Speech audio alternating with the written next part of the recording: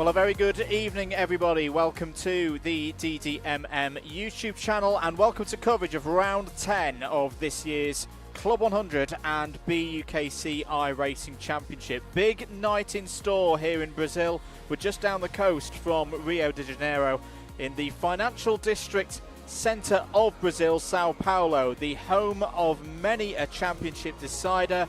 And this also could be the night where we see both the C1 and C2 titles decided for this year. Myself, Andrew Mather and Howard Mitchell are ready and waiting for what should be a really, really good one tonight here, Howard. It's the Formula 4s around Interlagos. Interlagos has been pretty much an ever-present on the calendar for this series, but not with this combo, not with Formula 4s. Before, and well, if the racing that we've seen so far this season, whether that be at Suzuka or Manicor or Circuit de Catalunya earlier in the year, is anything to go by, this should be pretty spectacular. And as we say, it is for what could, even though we've still got another round to go after tonight, could be the night where we decide who our champions for 2023 are. Yeah, absolutely. Hello, everybody. Thank you very much for joining us. And 100%, mate.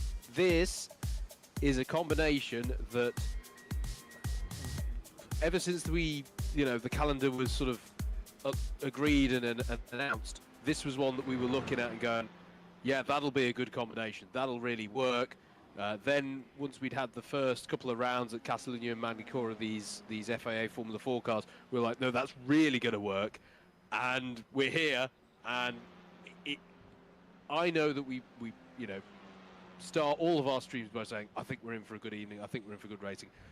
This one, I think, is a nailed-on guarantee. It's going to be entertaining, and I've been looking forward to this one all season long. And as you say, we're at the business end of the season, so championships are at play as well. So it's going to have everything, this one, I think, and I am genuinely looking forward to this one quite a bit. 18 drivers due for us tonight. Let's have a look at the championship scores. This is the key bits of information that we need to acquaint ourselves with before we start racing tonight. Now, to be clear, these points are displayed in banked and secured. So we've had 9 rounds so far. So this is everybody's up to best 8. So if you're one of the 8 drivers that have competed in every single round so far this year, it's just your best 8 scores that are being shown right now. If we go by that measure, Adam State has 772 points secured. We'll get on to Adam's situation in terms of championship later on. Sam Sanders, Jack Eyre, Steve Hicks are all running well in the points for C1. They'll be happy with their 700 plus tallies already. We're actually going to focus first on our C2 points leader. Murray Adams is another one of the drivers who's not quite been at every single round. He's done 8 of them so far and done very nicely to secure 711 points from his 8 rounds that he's completed so far. He needs to finish within 5 positions of our second driver in points in C2, Andrew Dawson, who you see there in 16th place overall, to win the C2 championship tonight. Andrew's not done as many rounds so far, so he'll be looking to move up from 608. Tim Penny, Tom Dix, Charlie Summers, William Doyle and Cameron Watson, all in similar situations, trying to just to improve their scores from where they are tonight. And this is where the drop scores will confuse us all slightly, in that the driver currently 11th place in points could win the championship overall tonight. Kieran Harrison has scored 690 points, but has only been at 7 rounds so far, so he's only dropped 10 points for those races that he has been present at, including a couple of bits of drama last time out in the Formula 4s at both Suzuka and Manicor. He needs to finish 6th in this round or higher to move his score and his best 8 score beyond that which any other driver could achieve by winning both tonight and at the end of the month when we go to Brands Hatch for the season finale. So those are the key bits of information. Kieran Harrison needs 6th place or higher for the round. Murray Adams needs to finish within 5 of Andrew Dawson, which could be first for Andrew Dawson and then 5th for Adams. We'll see in due course. Lone qualifying is underway, Howard. It's the same format we've seen quite a few times this season. This timed qualifying session setting the grid for the first race of the evening, which will be a heat race, and hopefully we'll be able to see some of the drivers going round shortly. You can see Kieran Harrison just going through shot there. Howard, are you with us? I am, yeah. We're just picking up with Andrew Dawson here.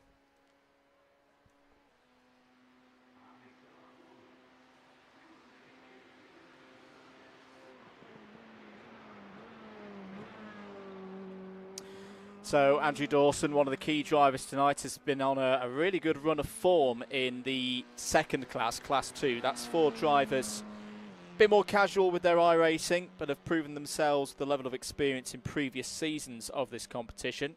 And as a reminder as well, the 2 drivers who win the respective classes, Class 1 and Class 2, both get a number of prizes, including a free run out in a race of their choosing in the 2024 Club 100 Endurance Championship. Nobody has set a time as of yet. Apologies for the brief blip on the timing graphics there, but we are just under 3 minutes into this 8-minute session, and at the moment looking pretty good. Charlie Summers is setting some good lap times I can see out there. Howard was looking very quick in the free practice session earlier on this evening. Here's Garrett Berry. Now, intriguing situation for Garrett Berry.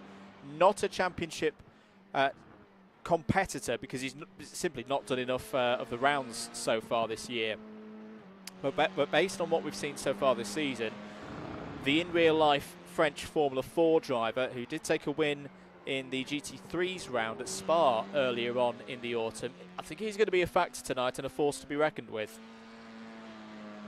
Yeah, absolutely. He's got that keyword that we love to use at this time of year, disruptor, written all over him this evening.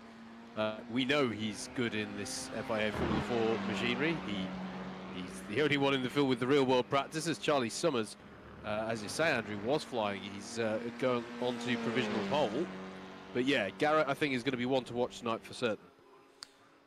Looking out for where Adam State is as well, and Adam State's gone onto the front row of the grid. The closest competitor in the drop scores system to Kieran Harrison will very much like the fact that he's managed to get ahead of Kieran Harrison on the first flying laps. It's 2 flying laps for all drivers. They've got to be clean, they've got to be without incident points, so a spin or an off track or a corner cut will scrub off lap times for any of these drivers, even though they are all out there in their own little pseudo mini lobby.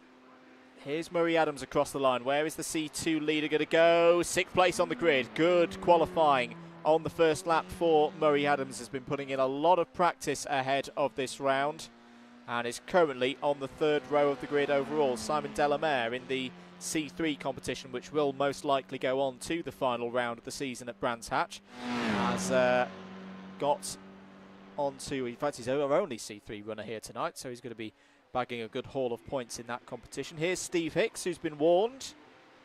No Jos the Bossing tonight. He's in a very distinctive livery with a history around this circuit. No going over the back of Juan Pablo Montoya. Well, at the moment, he's not actually been able to set a qualifying lap. I think he's just gone on to the start of his first flying lap. He's going to be potentially a little bit short on time here, so this might be the only one that counts for Hicks. Kieran Harrison has gone fastest of anyone to the top of the timesheets, 1 minute 35.106 on his second lap. Charlie Summers has come across the line, is second. Adam State is third. Garrett Berry improves to 4th place. These are all second laps coming in here. Tom Edwards is in the pits, and Dunn will be no higher than 8th on the grid for the first one. Oh, and a problem there for Steve Hicks. And that means, I think, that Hicks is going to be at the back of the grid for the first race here tonight. Here's Murray Adams coming through and round to, well, this is already going to be a decent starting slot for Murray Adams, 7th on the grid. Can he improve it any further? He can improve in time, but not in position. I think Adams is going to be pretty pleased with that, though, Howard, on the 4th row of the grid. Yeah, I think that's the practice paying off, isn't it? That's going to be a good start for him. We're just picking up here with Matt Hale, but Yeah, uncharacteristic there from Steve Hicks. And David Whitehouse as well has yet to set a time. He's still on his out lap. So there's a few drivers approaching qualifying a little bit differently here. Yeah, Steve in chat just saying spun first lap and 1x'd in the second lap. Question to you, Hicksy, as well. Do we reckon that we'll get a B final tonight, or will all drivers qualify straight through to the A final? In that case, well, there's still a heat race to decide the grid for the first final. Here is David Whitehouse. So David has still got an opportunity here to do some laps. I think he's gone over the line for a first lap on a 1:36.9. He's gone ahead of Simon Delamere there. Oh, big spin though. And I think we're going to see a little bit of that tonight, Howard, because the drivers have been telling me that the rear end is quite twitchy at the moment with the F4 car, particularly on cold tyres. Yeah, indeed. I think we are going to see that, and that part of DeLago, the first point in the lap, well, the first point in the lap where you commit is into the centre S, but it's a much bigger braking zone into DeLago and trying to, you're leaning on the rear of the car a bit more there. So yeah, it could indeed be something that we see a little bit tonight. And this is the interesting thing as well about this format, Andrew, is that although granted, yes, there is that question hanging over as we set ready for race itself. If we are running an A and a B final, this heat race becomes the first time that we see everyone together. So we go sort of straight out of the frying pan into the fire, as it were, from qualifying into absolutely everybody on track. So here you go then. The timed qualifying session has set the grid for the heat race. The finishing order of this race will then set the grid for the A final. I think it will just be one A final tonight with an 18 car field rather. Kieran Harrison has pole position. Charlie Summers alongside on the front row. Adam Staten, Garrett Berry on row 2. Sam Sanders and Jack Eyre row 3. Murray Adams, the lead C2 driver, alongside Tom Edwards on row 4. Mike Hart and Will Doyle on row 5. Dan Gamblin, and good qualifying there from Sam Dimolo to be on row number 6. Andrew Dawson has work to do from row 7 and is joined by the oval specialist who had a good score last time out at Talladega, Matt Hale. That's row 7. James Fremont and David Whitehouse complete the C2 field there on row number 8. Simon Delamere and Steve Hicks start from row number 9.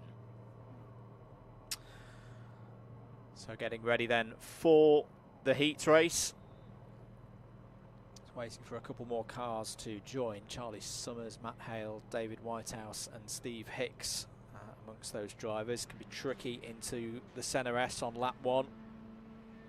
As I say, watch out for those cold tyres, particularly when they get to the second half of the lap, when we get to the infield, get to all those first and second gear corners.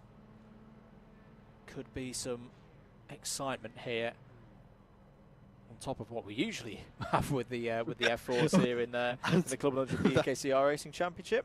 That was not as opposed to the rest of the season, for certain.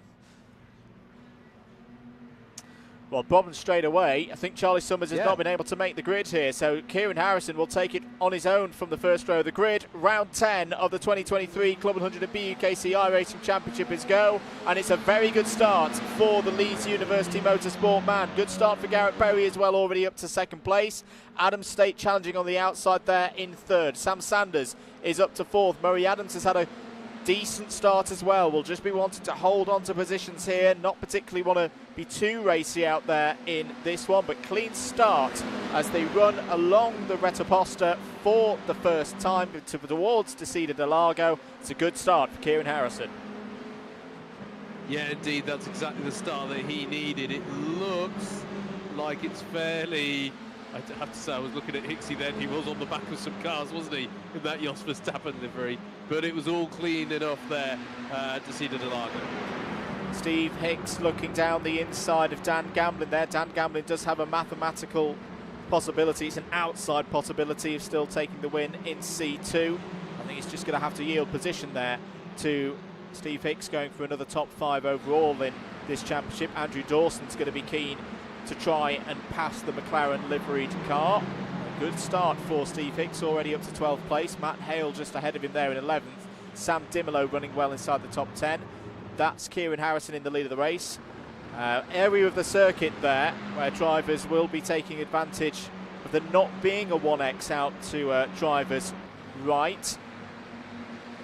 So that's absolutely fine in the rules being administered here tonight. Adam State needs to win this round, needs to take another 100 points like he did 2 weeks ago in the Oval Special at Talladega, but at the moment he's under attack from the University of West England's Sam Sanders, who's looking round the outside into the Senna S. Will now be on the inside for the second half of the Senna S. Still side by side, straight away, Howard. We've got cracking racing here with the F4s again. Yeah, absolutely, and Mike Hart's put a good move in on Tom Edwards further back as well. We're going to stick with this as they're heading down towards Desida de Lago. Jack Hare. Yep. On the inside there, Andrew, and that's a wide moment there for, was that Sam Sanders? No, yep. It was Murray Adams out wide, was it?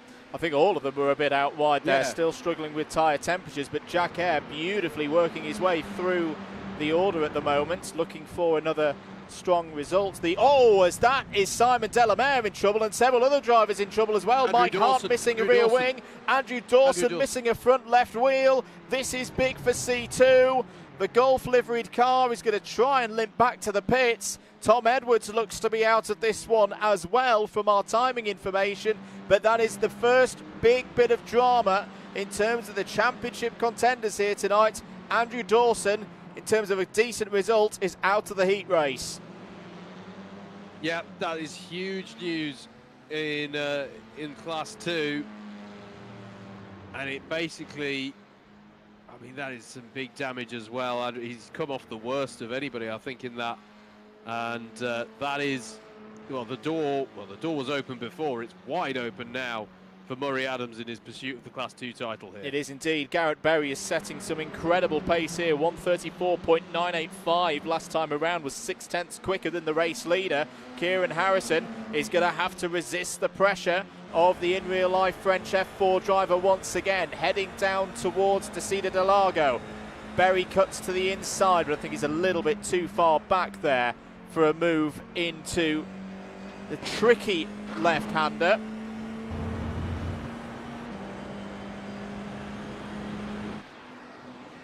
Heading along once again into the infield section. These two drivers may prefer at this stage, in a kind of classic cadet race style, to work together at this point, because there's a good number of laps in this heat to go, and 2.5 seconds is their gap over the rest of the field. There, Howard, is Andrew Dawson recovering back out to the pits, but down in 17th place. Yeah, he's right towards the back. Tom Edwards is the other retire. I have to say, Charlie Summers, who I thought had problems starting this race, is now circulating. Oh, okay. And not in last place, which I'm confused by. Yes. But he is running, and timing is showing him to be as in 11th place. Oh, fair enough. He's got out there on circuit. I wonder if in the end he just missed the start and had to start from pit lane. Looks like Tom Edwards is running again as well. Apologies for the little screen glitch there. The iRacing HUD coming up. Thankfully didn't interrupt any overtakes out there. End of lap number 4. Still Harrison from Berry, Air, Sanders, Murray Adams up in 5th place. This is very good so far for the driver in the lead, the points in C2. On board now with Steve Hicks, who after that disastrous qualifying now finds himself, Howard, up in 8th spot and challenging the driver with the most number of banked points so far this season. Yeah, working his way up the field nicely here. Is Hicks, and they both go wide there at Desida de Lago. Yeah, I think quite a few drivers are going to be using the bank of off-track and incident points that they've got here tonight. Very easy to outbrake yourself. I almost akin that one. It's like a reverse of the exit of Oblivion at Wilton Mill, which is of course where we were at the weekend for the sprints. It doesn't necessarily gain you time out of there, but it does make the corner a little bit easier. Yeah, it certainly does. It certainly does, and it's all about using that. Here's another part of that lap where they want to maximise the entry with the runoff there as well.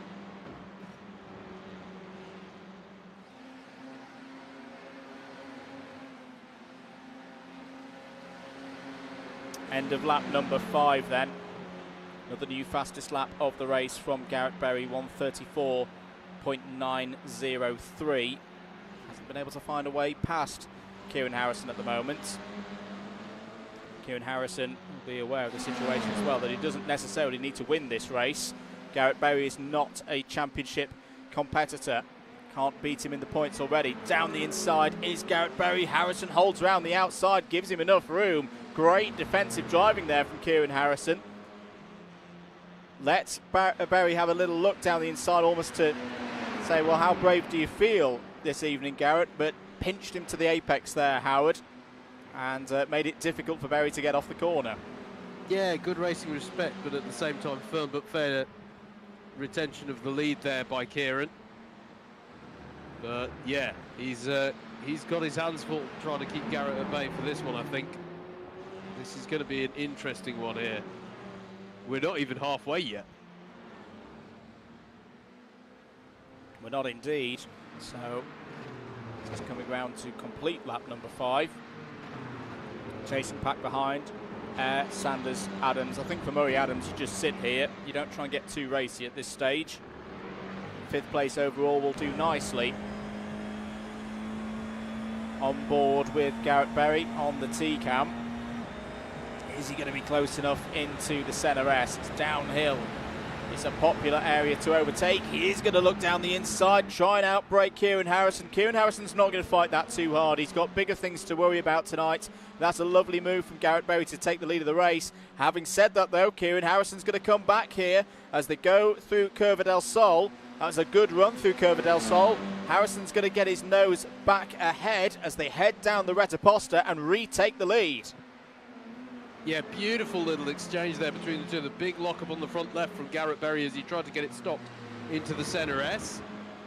And that was what ultimately caused him to be wide in the first part of the centre S and allowed Harrison to come back through the Curva del Sol. But brilliant little exchange here between two of the best in this field in these FIA Formula 4 cars. Really nice racing. Absolutely. Just looking further down the order, Sam Dimolo has made his way up to 9th place. But he's trying to fend off Dan Gamblin at the moment. That's also the battle for 2nd place in C2 at the moment. They've also both got a deal with a very fast Charlie Summers trying to bear down on them. Summers to the inside. That'll be through past Dan Gamblin up to P10. Such a shame for Charlie Summers that he wasn't able to take the very start of this race. He's clearly got a lot of pace here tonight. I think pace enough to challenge these two drivers here, but that won't be too much of a concern. There'll be opportunities to win in the A final and in the super final later on this evening. Garrett Berry looking to the inside of Kieran Harrison once again, down into the centre S. Has he got the braking right this time? I think he has, Howard. That's a good move from Berry. Gets through into the lead of the race. For Kieran Harrison, though, he's ahead of all the other key championship protagonists at the moment. That's the most important thing for him right now. Yeah, much better. That went much better than the dress rehearsal a lap ago, didn't it? He got it stopped nicely there for the centre S. And yeah, I think Kieran won't want to fight this too much because, as you say, he is where he needs to be from a championship perspective. Not that he won't take the opportunity if it's there, but I think he's going to have one eye on, the gap behind. There's no point allowing that to close up through fighting, just for the sake of it. So I think he'll be, and if they can hold out till perhaps where we get to the end game of this race, the drivers behind them will start battling, and at that point you can maybe, if he has the pace, because Garrett's already opening a little bit of a gap over the course of this lap. But if he's still within striking distance towards the end, maybe he'll have a think about it. But for now, you'd have thought he'll keep his powder dry, hold the station, and just pull out a gap. Change for 9th place. Charlie Summers has got ahead of Sam Dimolo. There is Charlie Summers. Running now quite nicely. What's his pace like relative to Steve Hicks? Well, a 1:35.7 last time around for Hicks, 1:35.3 for Summers. So Summers has got enough laps here to potentially close in for 8th place. All the results from this race will set the grid for the A final, which I think will immediately follow with the number of drivers that we've got here tonight. On board with Sam Sanders. Steady night so far for Sam Sanders. It's been a difficult season for the UWE man. Trying to find a way past Jack Eyre here for 3rd place, but just lifting out a little bit there. Be a brave one to go for a move from that far back and into Desida del Lago. Also conscious, I imagine, of a driver looking to close out a championship here tonight immediately behind, and having the respect there for Murray Adams. Yeah, it's actually interesting. You know, both of our championship leaders, or the leaders in both classes, both in positions where they don't really need to take any major risks at the moment. Yeah. You know, if they're playing if they're seeing the bigger picture, as it were, they you know, they do perfectly well to stay where they're at in terms of position, and also they've both got, you know, some track buddies there to help pace themselves. So all told, it's fairly comfortable. You know, that initial drama that we saw for Andrew Dawson has kind of, you know, taken that pressure off. Not for the lead though, because these two are going side by side right now.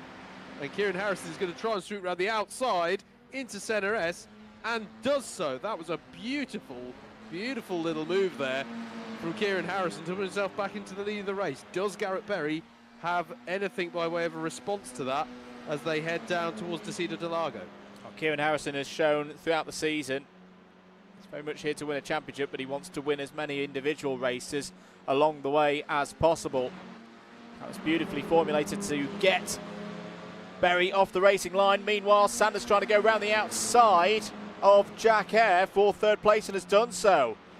So Sam Sanders up into the top 3 now. Murray Adams has got very much a watching brief and is now down the inside of Jack Eyre for 4th place. Murray Adams needing to be careful here, doesn't need any problems at this stage of the evening. He's in a beautiful position to close out the C2 championship. Contention here tonight is still down the inside of Jack Eyre.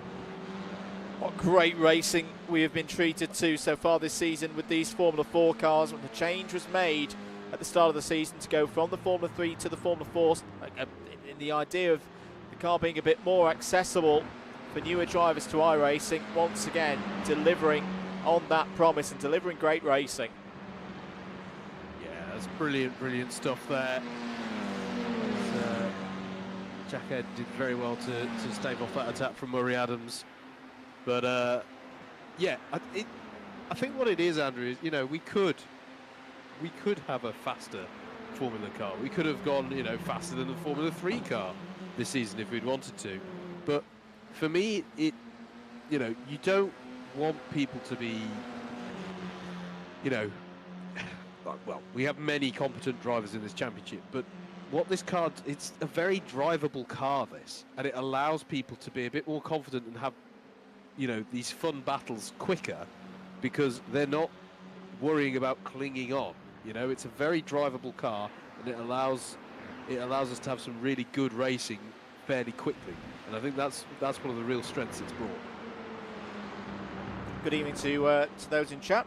Good evening to Ian Sumner, who's just got home, I think, and has tuned in to enjoy the racing here tonight. Kirith as well. Wishing good luck to all the drivers out there.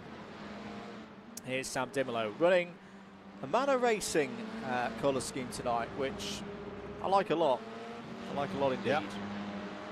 Even if it does look like a Pepsi can. It does, but you know, that's a company that's had other soft drinks are available.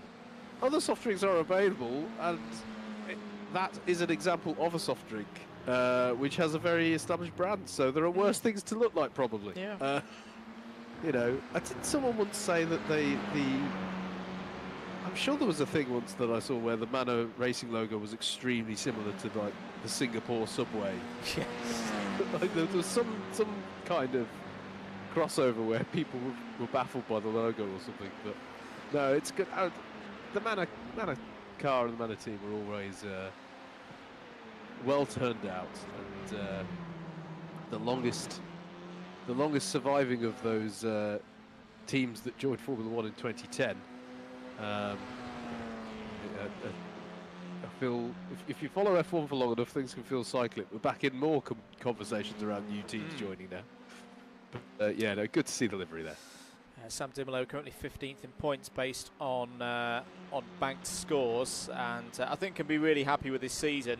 He came in towards the end of 2022, pretty new to iRacing, pretty green behind the ears to it.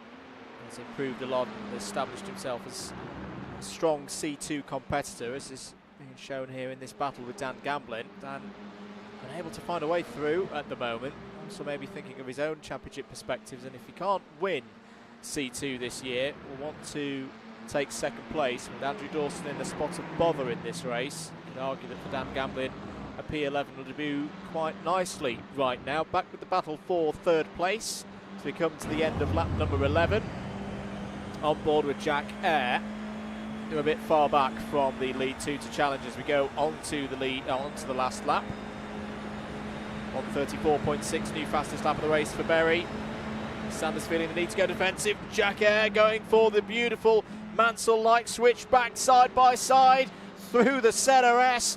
Well defended round the outside again from Sam Sanders. Here comes Murray Adams. That may have been a bit much from Jack Eyre. Is he going to have to think about defending from his fellow BPEC driver here? But Adams is going to be on the outside. Eyre leaving just enough room as they head down into Desida del Lago.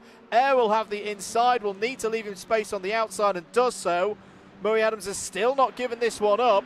Meanwhile, back at the front, Kieran Harrison and Garrett Berry haven't done with their battle yet. Adams down the inside of Eyre as they go into the infield. I think has got fourth place. Brilliant work from the C2 leader. Yeah, that was beautiful. Absolutely lovely stuff. We've got battles. What is it with the last lap suddenly kicking off? Charlie Summers has been working hard to get onto the back of Steve Hicks and has just got past him for 8th place. Goodness me, it's all kicking off at the last lap, but Kieran Harrison has been able to hold off any major attacks from Garrett Berry throughout this lap, and now I think it's just a case of bringing it home. It is indeed. Well, this is a big step towards winning the championship here tonight, but Kieran Harrison put it on the front row of the grid. Had that challenge from Garrett Berry, but he's going to take the heat race. It's not done for the night. He's still got an A final and a super final to come, but checkered flag in the heat race.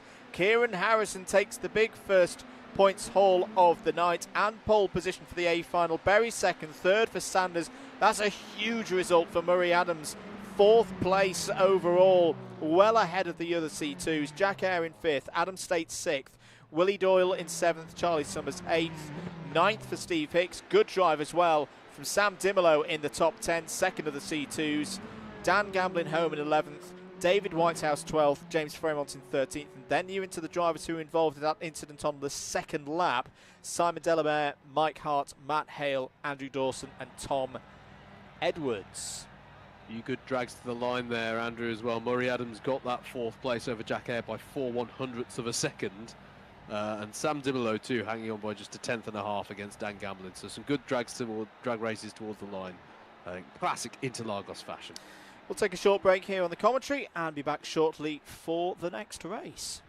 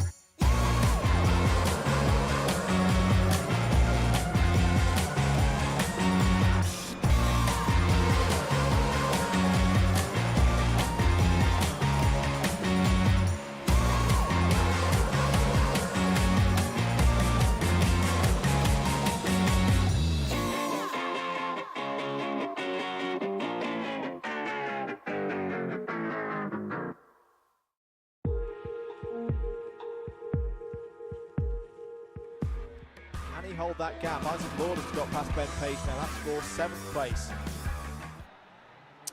Welcome back, everybody. Due to the way that iRacing works, Howard, I think we've got our work cut out here. I'm not quite sure what's up.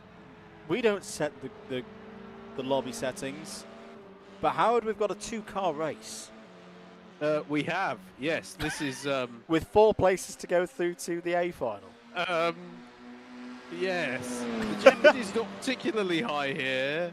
I'm getting distinct US Grand Prix 2005 vibes from this situation, but I won't employ the language used by Paul Stoddart around that event. No. Let's just enjoy the fight. Well, here we go. Andrew Dawson versus Tom Edwards in almost like a cycling pursuit spectacle. It's a clean start. It is. Maximising airtime for themselves. The beautiful livery that Dawson's put together, or had put together for him. Yes, indeed. I know what we can talk about for a bit. The weekend just gone, mate, and sprints, Wilton Mill. I thought Zulu delivered some really good racing at the weekend. Yes, yeah, it really did. I think, you know, it's been a long time since you and I had called racing around that Zulu layout, and no, it produced some really good stuff. That if you've not seen, definitely head over to the Alpha Live YouTube channel and check that one out, because yeah, it was a very enjoyable round. Wilton Mill delivering as it always does. You know, some good battles, and you can have a real dogfight around that circuit, which was great to see. And yeah, it's you know, we had as we've had tonight with what happened to Andrew Dawson in that race. We had plenty of championship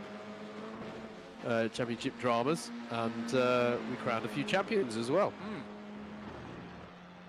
And the one thing I will say as well to anyone who's maybe watching, who did watch the broadcast, is I still implore you to go back and check out the paddock walk that we did, but that wasn't included in the broadcast, because we got to chat to our our newly crowned lightweight champion, and I don't know. Now that I've told everyone who missed it to go and see it, am I supposed to avoid spoilers? I don't know, but we got to talk to the lightweight champion. We got to talk to the heavyweight champion, not elect. He was the heavyweight champion because that was decided at Ella.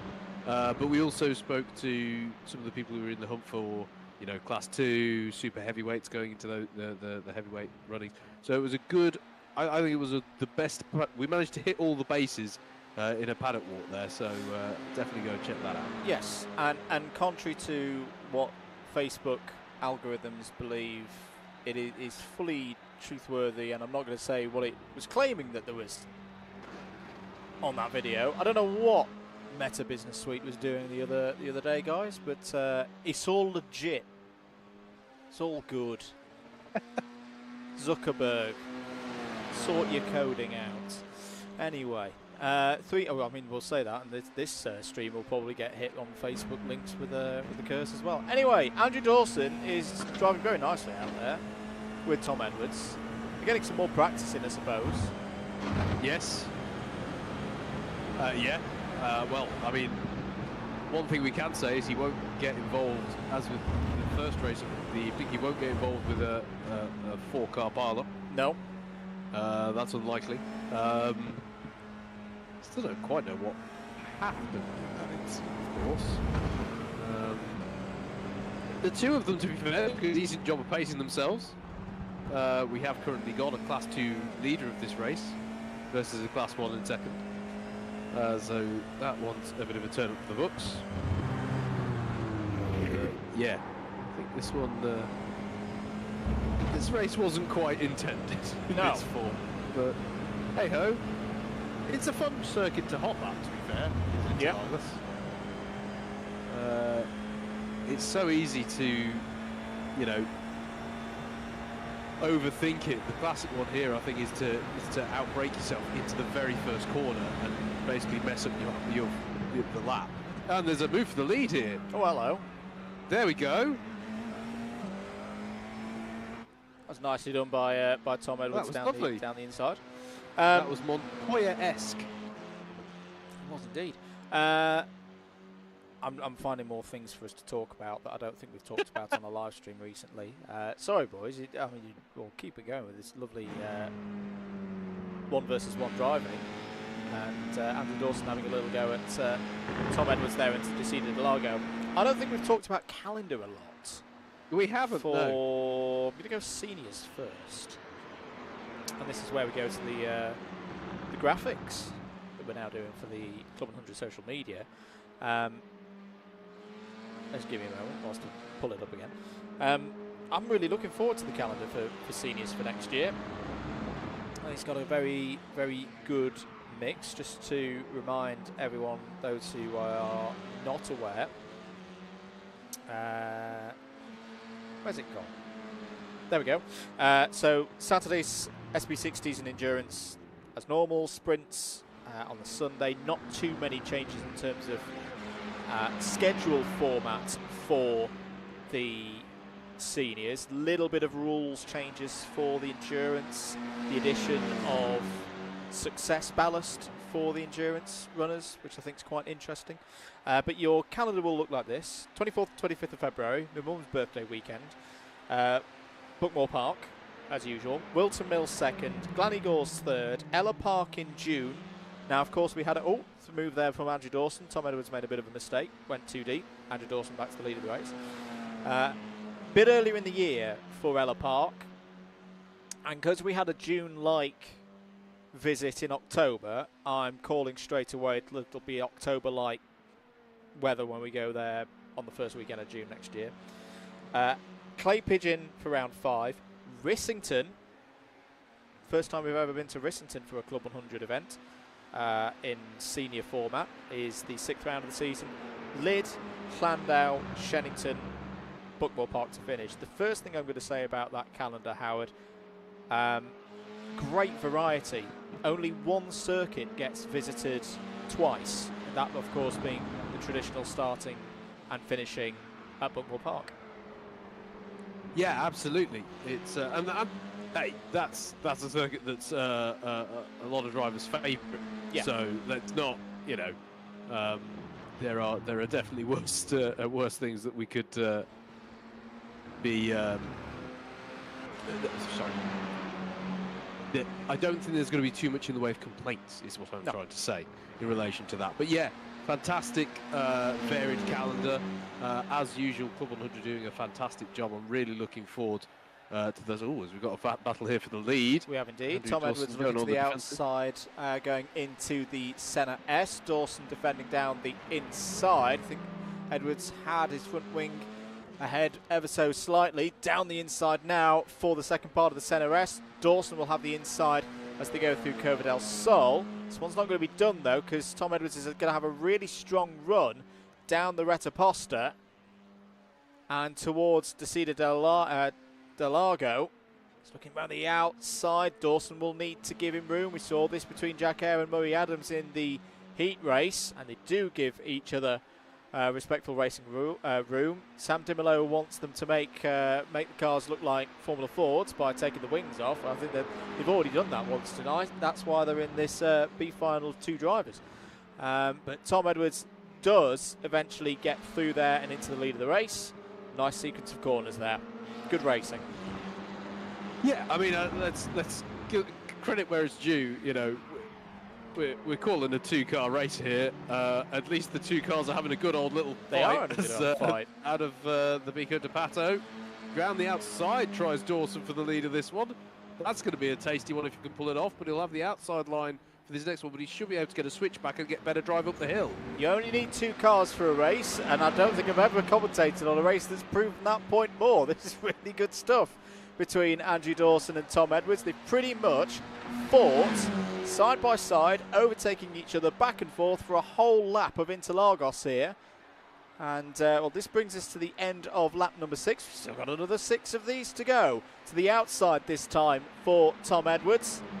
Trying to go the long way round. Ooh, that's a little bit far from Tom Edwards, and Andrew Dawson will be able to retake the racing line. If these two would stop fighting for a second, I could tell the ladies and gentlemen more about the cadets and juniors for next season. 2 academy days to start things off, so new drivers will be able to use those days as opportunities to get themselves assessed for competency before they start racing. One's at Buckmore in mid-February, one's at Shenington on the first weekend of May, and this is where things are quite different in a way for venues, because this is where there's a bit of a north and south split-ish meeting in the middle in terms of the venues to spread the coverage for the cadets and juniors across the country. Started the season at Rye House, a very interesting streamed round of Rye House competition not too long ago for the cadets and juniors, so that's where the season proper begins. Glanigors, we always like to see Glanigors on the calendar, good to see it there for the younger drivers. Wilton Mill, which does appear on twice, so Wilton Mill has got a spot on there, one for the northern base drivers, one for the southern base drivers. There's a bit of a meeting in the middle. Hang on a minute, Tom Edwards is going to try and overtake Andrew Dawson again here.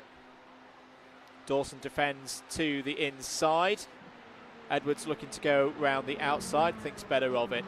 Maybe looking for a move into the Cida del Lago with a good run through Curva del Sol. Dawson was a bit deep there going through turn 2 and is going to have to defend here as they go down the Retaposta. Has done so before. Cuts to the inside, cuts to driver's left.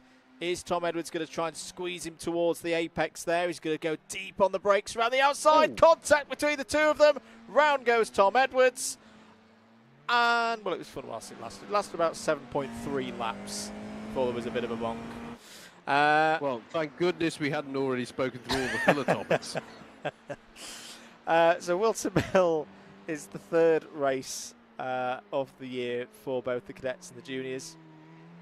PF International is round 4, Ella Park round 5, Wilton Mill round 6. So say there's 2 trips to Wilton Mill, one for the fair play to Andrew Dawson. He's slowing down to let Tom Edwards catch back up to recommence this race. Good sportsmanship there from Andrew Dawson. Planned out, so it's a calendar with 2 Welsh races on there. I was just about to come in on that one. Yeah, I'm really glad to see both of the Welsh rounds back again. Yeah. That's. It feels like it's been a little while since we've had that, and yeah. One in North Wales, one in South Wales. One in North Wales, one in South Wales, and that's the case. That's the case for both the cadets and the seniors. It is indeed. So that's great to see how much we're able to support that and make it a truly, you know, a championship that truly is going around. Well, I'm sure there's some people north of the English-Scottish border who would disagree with this, but we're going to at least more than one of the constituent nations of the United Kingdom. We are indeed. Then we're going really north. As I say, you never know. There could be some Scottish Club 100 rounds. And what I would say for people before we get into sign-up periods of the year is please, please, please, please, please, and I'm sure the cadets and juniors will because it's such a popular product, support these next 2, because I'm really looking forward to these next 2, because we've never seen these two racetracks on the Club 100 calendar, at least not for a very long time. Rowra for round 8.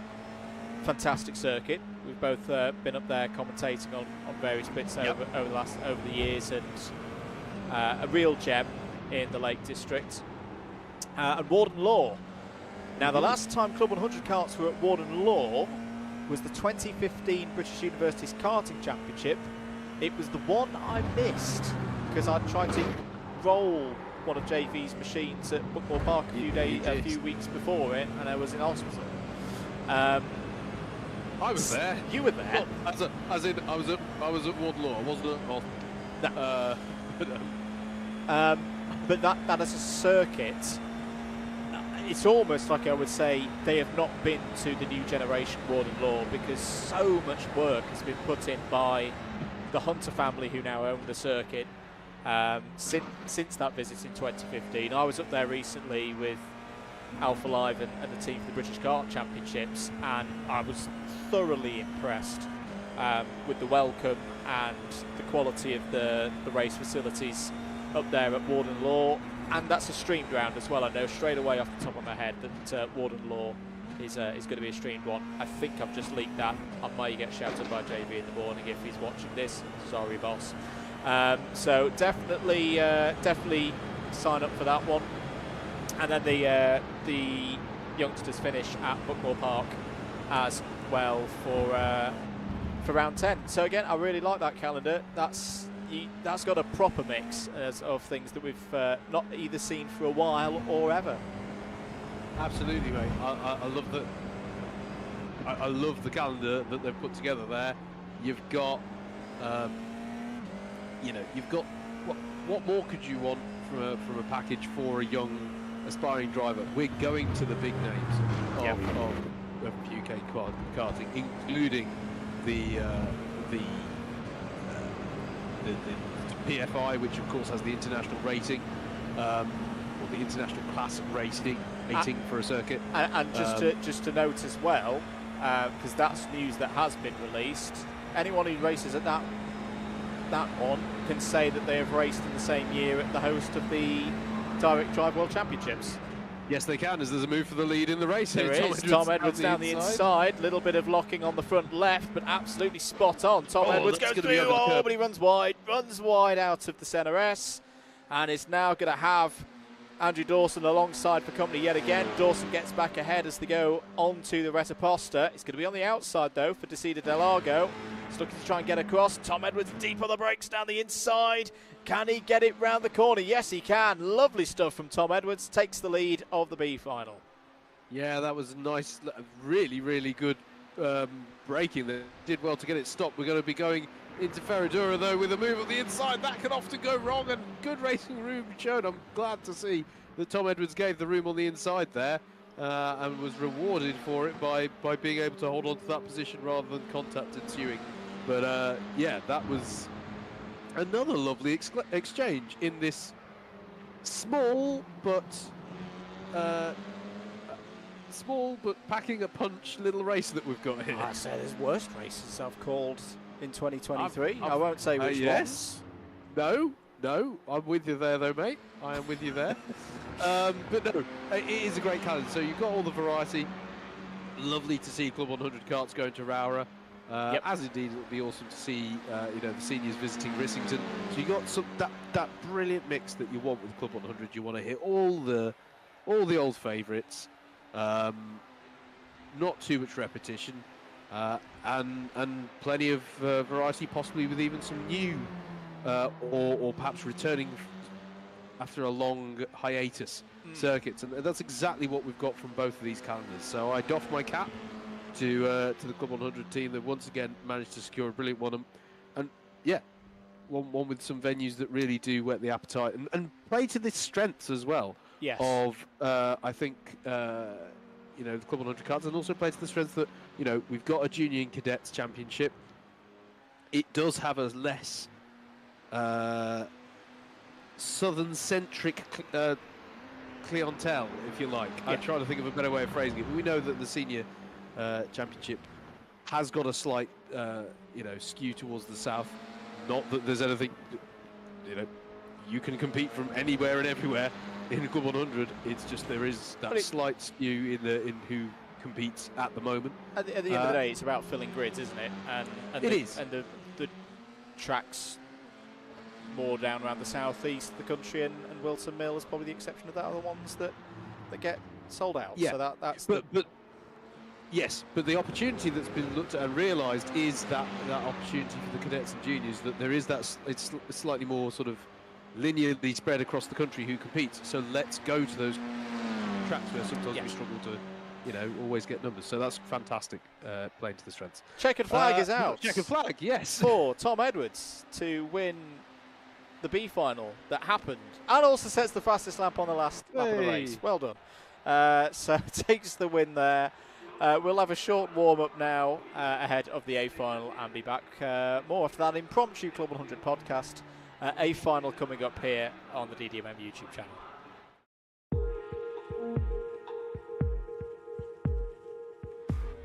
Can he hold that gap? Isaac Lord has got past Ben Page now. That's for 7th place. Go either into crucial Ardell's corner. Has Davis got the run? He's not going to be able to get the run surely down here into the Stuart Essence, but he may, oh, he's got the run, he's gone for a big move. Switchback by Weaver.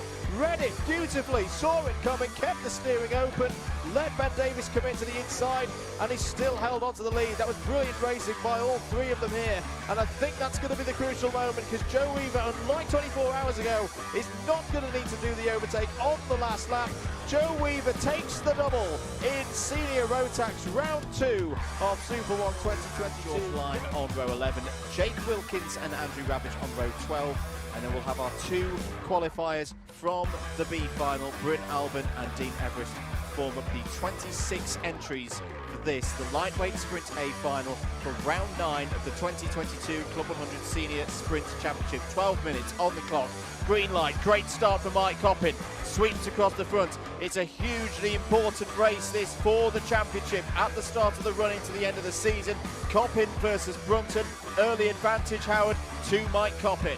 Yeah, absolutely. Last tour of the circuit. White flag is going to be out this time. If they get past the line, it will run to the end. There they go. Oh, it's a big moment for Chris Hansen. He's gone round. Is that going to take anybody else? Yes, it does. Kelly Wright's gone. Hart's gone. Dix has gone. My goodness me, the race is going to keep running though. It's not going to go under caution now. On the last lap, it's three of them. Sanders has the lead. He's going to hold the inside. There's not really much help from Brendan at all. He's going to try and get the side draft working here. He's pulling alongside. They're side by side as they come through turn 4. It's going to be a run to the line here for the Simply Catnip 200. It's really close between them. Is Sanders going to hold it? Oh, there's a bit of contact there on the line. It's a photo finish. It's a photo finish. It's Preston. Welcome back, everybody. Quick look at some of the highlights from 2022 there. Showreel 2023 edition will be coming out hopefully not too long from now. Gridding up for the A-final. So this race determined, or the grid for it, determined by the finishing order from the two races that we've seen so far tonight. So Kieran Harrison starts in pole position. Garrett Berry alongside on the front row. Sam Sanders and Murray Adams row 2. Jack Eyre and Adam State row 3. Doyle and Summers row 4. Hicks and Dimelo row 5. Gamblin and Whitehouse row 6, Fremont and Delamere row 7, Hart and Hale row 8, and Edwards and Dawson, who entertained us there in the two-car race, forming up row number 9. Big haul of points for this A-final, Howard. Yeah, absolutely. I'm glad the promotion worked, otherwise that would have been awkward. Yeah, indeed. Lights coming on then here at Interlagos, third race of the night. Away we go. An okay start for Kieran Harrison. Bogged down a little bit on the start line there. Garrett Berry's going to be a lot closer to him going into the first corner than we saw in the heat race. Are they all going to be able to get through? Murray Adams understandably a little bit tentative there. Loses 4th place to Murray Adams. Is going to be challenged by Adam States as well for 5th. And it's looking clean again as they run onto the Retaposta for the first time. Good professionalism from all of our drivers out there to be pointing in the right direction as they go down to Desida del Lago.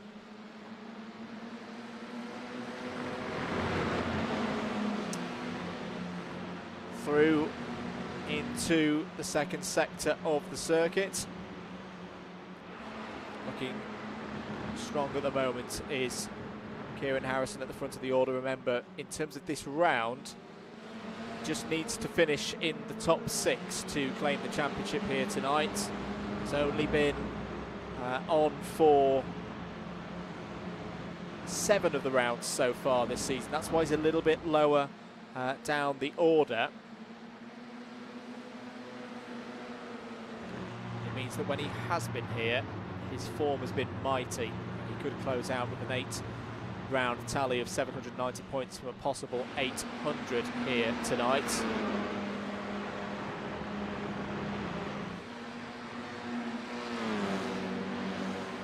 Let's look a little bit further down the order then. How's Murray Adams getting on? There he he is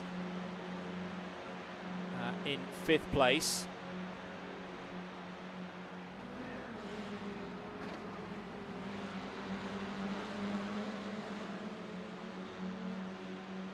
We've just lost Howard for a moment, but this again for Murray Adams, this is okay. Just needs to be ahead of all those other drivers with a blue number board. Sam Timmerlow, Dan Gamblin and David Whitehouse all as examples, and he's doing that right now. Meanwhile, Sam Sanders there in P4, trying to find a way back past Jack Eyre. Adam State's looking a bit racier in this A final so far as well. Let's try and go on with him here in the cockpit cam. Show you how busy it can get down there for our drivers. This really is the tricky part of the course, through this sequence of tight corners and hairpins that make up sector number 2. Use as much of those curbs as you dare. Running through Yonsao to go back uphill and into sector number 3. State trying to hold that inside line. May have a good run here on Sam Sanders. Sam Sanders similarly will have the benefit of the tow from Jack Eyre. Heading towards the Senna S then. Is there going to be a move from Adam State at this time? It's a bit difficult for him. Actually, yeah, he just lifts out of it. He's dived down the inside of Sam Sanders when there's another car so close and in front of Sam Sanders. Makes it a bit risky. Quite likely to run on and make contact with Jack Eyre if he went for it there. Charlie Summers and Murray Adams doing quite nicely just behind. Meanwhile, look at this at the front. Kieran Harrison versus Garrett Berry, round 2. We saw this in the heat race. And they're at it again here in the A final. Bigger haul of points available for this one, but for Kieran Harrison, if he goes out and wins every single race tonight, that will be more than job done to take the title and one of those 2 places in the shared 2024 Club 100 Endurance drive in a round of their choice. The 2022 edition of that, it's not too long ago, it was at Ella Park, and we have hopefully got a video for you coming up about that day for Christopher Powell and Michael Preston. Michael Preston, who stepped in place of Josh Ladd, who couldn't make it on the day. So Michael, who finished 2nd in the championship last year, took the prize, to be fair. Josh had it the year before as well. Coming to the end of lap number 3 then. Let's have a little further look down the order, because Mike Hart's making some good progress in this race.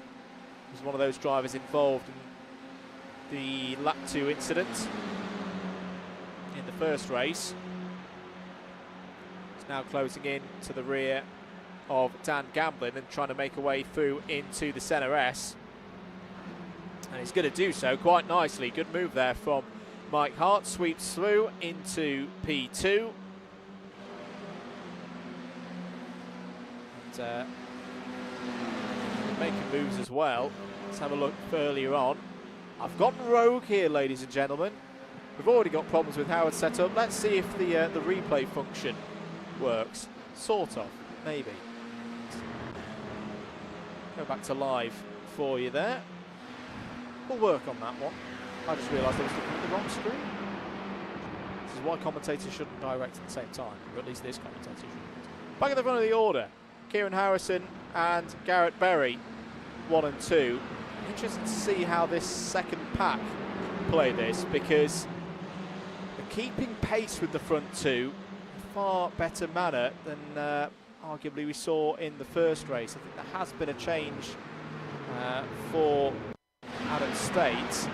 This was him getting past Sam Sanders for 4th place, was down the inside to wait to get it done, but that's a good move from Sam Sanders.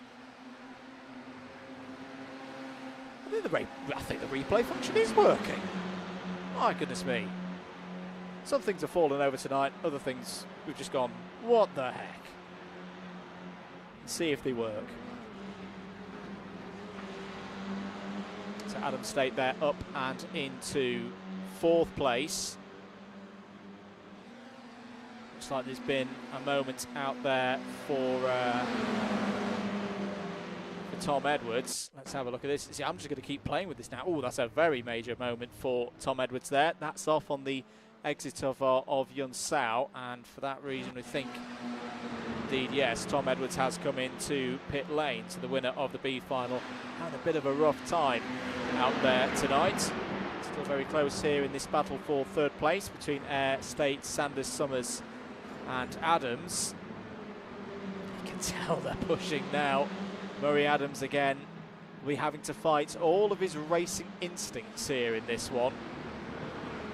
He will want to go for this, but he's just going to have to keep holding in there, knowing that right now he is in C2 championship winning position. He does not need to overtake those red number boarded C1s ahead. He also doesn't want to get mixed up in any of their inter-class battles, find himself behind particularly Andrew Dawson. Andrew Dawson is the closest challenger, or the most likely challenger, of the points tally that Murray Adams has already got on the board, having done 8 rounds out of 9 so far this season. Andrew Dawson with a race in hand. Move for Adams State down the inside, going for 3rd place. Trying to get through there, is off on the curb a little bit. Sam Sanders is going to be close in there as well. Look at this, coming down the Retaposta 2 by 2. State and Air in the first row of them. Summers and Sanders behind. Murray Adams on his own there in 7th place. State's going to be on the inside, needs to get up the order, needs these championship points to cling on to hope of this title. Does get through and into 3rd place, but it's still not done here because Jack Air is going to try and fight back here. Charlie Summers is going to be down the inside for the next corner, you would guess.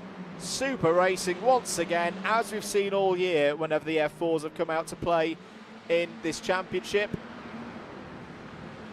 Jack Air holds on to 4th place. We'll have to think about defending for the next couple of corners, perhaps, to fend off an attempt from Charlie Summers and Sam Sanders behind. This may give Adams State a bit of an opportunity to break away. The trouble is, it's 3 seconds back from the 2 leaders. They're not really fighting at the moment. They're quite happy, as I think there's been a problem for Andrew Dawson. Let's have a look what's happened here. I think this is him fighting with possibly Matt Hale. Has he run wide? Oh, he's just got wide there. Got wide and spun through Desida Del Lago. And that's how Andrew Dawson has found himself a little bit further down the order. Down the inside goes Jack Air for 3rd place. Adams State fights back though. Oh, gets very close to the curb there. Charlie Summers is going to be looking around the outside now for 4th place. This is fantastic stuff. I'm hoping that Howard Mitchell is back with me. We'll be with him in a short moment, hopefully. Jack Air down the inside into Desida Del Lago for 4th place. Adams State runs a little bit wide. Murray Adams is now starting to get involved for 6th place with Sam Sanders. My goodness me, this combo is delivering as we thought it would tonight here in the CLUB100 BUKC iRACIng Championship. Mr. Howard Mitchell, can you hear me? Hello, yes I can, don't mind me. Let's enjoy this really good racing that we're being treated to. In other news, replay function works. Your PC may not work fully. No. I just thought, what the heck? What more could possibly go wrong? We've got 5 laps to go after this one. We have, yeah. It's the same again at the very front of the order with Harrison and Berry, but right now, take your pick of which one of these 5 drivers is going to finish P3. Yeah, absolutely. This is a really nice battle going on between these. And as you say, mate, this combo is delivering and then some. Replay function time, because we can do this now. We're going to be brave. I think we've had a change for the lead of the race. Yes, we have, into the Senna S, down the inside. was Garrett Berry, and gets past Kieran Harrison for the lead of this one. Some very good stuff indeed. I think there's been also a close battle out there going on between Matt Hale and Dan Gamblin. Sam Dimolo's in there as well. This is all over 12th place. Oh, Dan Gamblin a little bit wide there. James Fremont as well. I've not seen James too much so far tonight. I think he was one of the drivers involved in the lap 2 incident. Running a very nice Alan Jones era-esque Williams livery tonight. Yeah, another good bit of vintage F1 there on show. And a good battle here. Looking back, there is Sam Dimolo in the 07-1. In terms of the event, I think we'll be okay with this. 2 top 15s to start off tonight. It's going to be ahead of a number of drivers in the points when we get to the super final. And, meanwhile, at the front of the order, it looks like leader is pulling away. We can just stay with this battle for a moment though, because James Fremont might have a good chance here, Howard, on Dan Gamblin for 13th place. Yeah, absolutely, in that slipstream, heading towards the start-finish line. Will he have an opportunity into the centre S's at turn 1? He's going to have a little look to the inside, but I think he's going to be a bit too far back on this occasion. Sam Dimolo into the pits. He's missing a front wing. So what has That's a happened good reason there to take to the pit for Sam Dimolo? I'm going to have a little, let's see, well, I think I've got a note here that Sam Dimolo had been off track. Oh, no, that was earlier in the lap, so he'd had a spin through the entry to the centre S. That's why his front wing is off, and that's why he's now, unfortunately, all the way down to 18th place. Back with our lead battle, though, here, Howard. Berry versus Harrison. This plus 3 more to go. It's been a fascinating duel between these two so far tonight. Yeah, it has been. I'm looking forward to us doing a bit of a reverse griddery actually for the next one, because then the battle has to take place with friends, if you like. A bit more of a challenge between these two. They are giving us plenty of entertainment either way.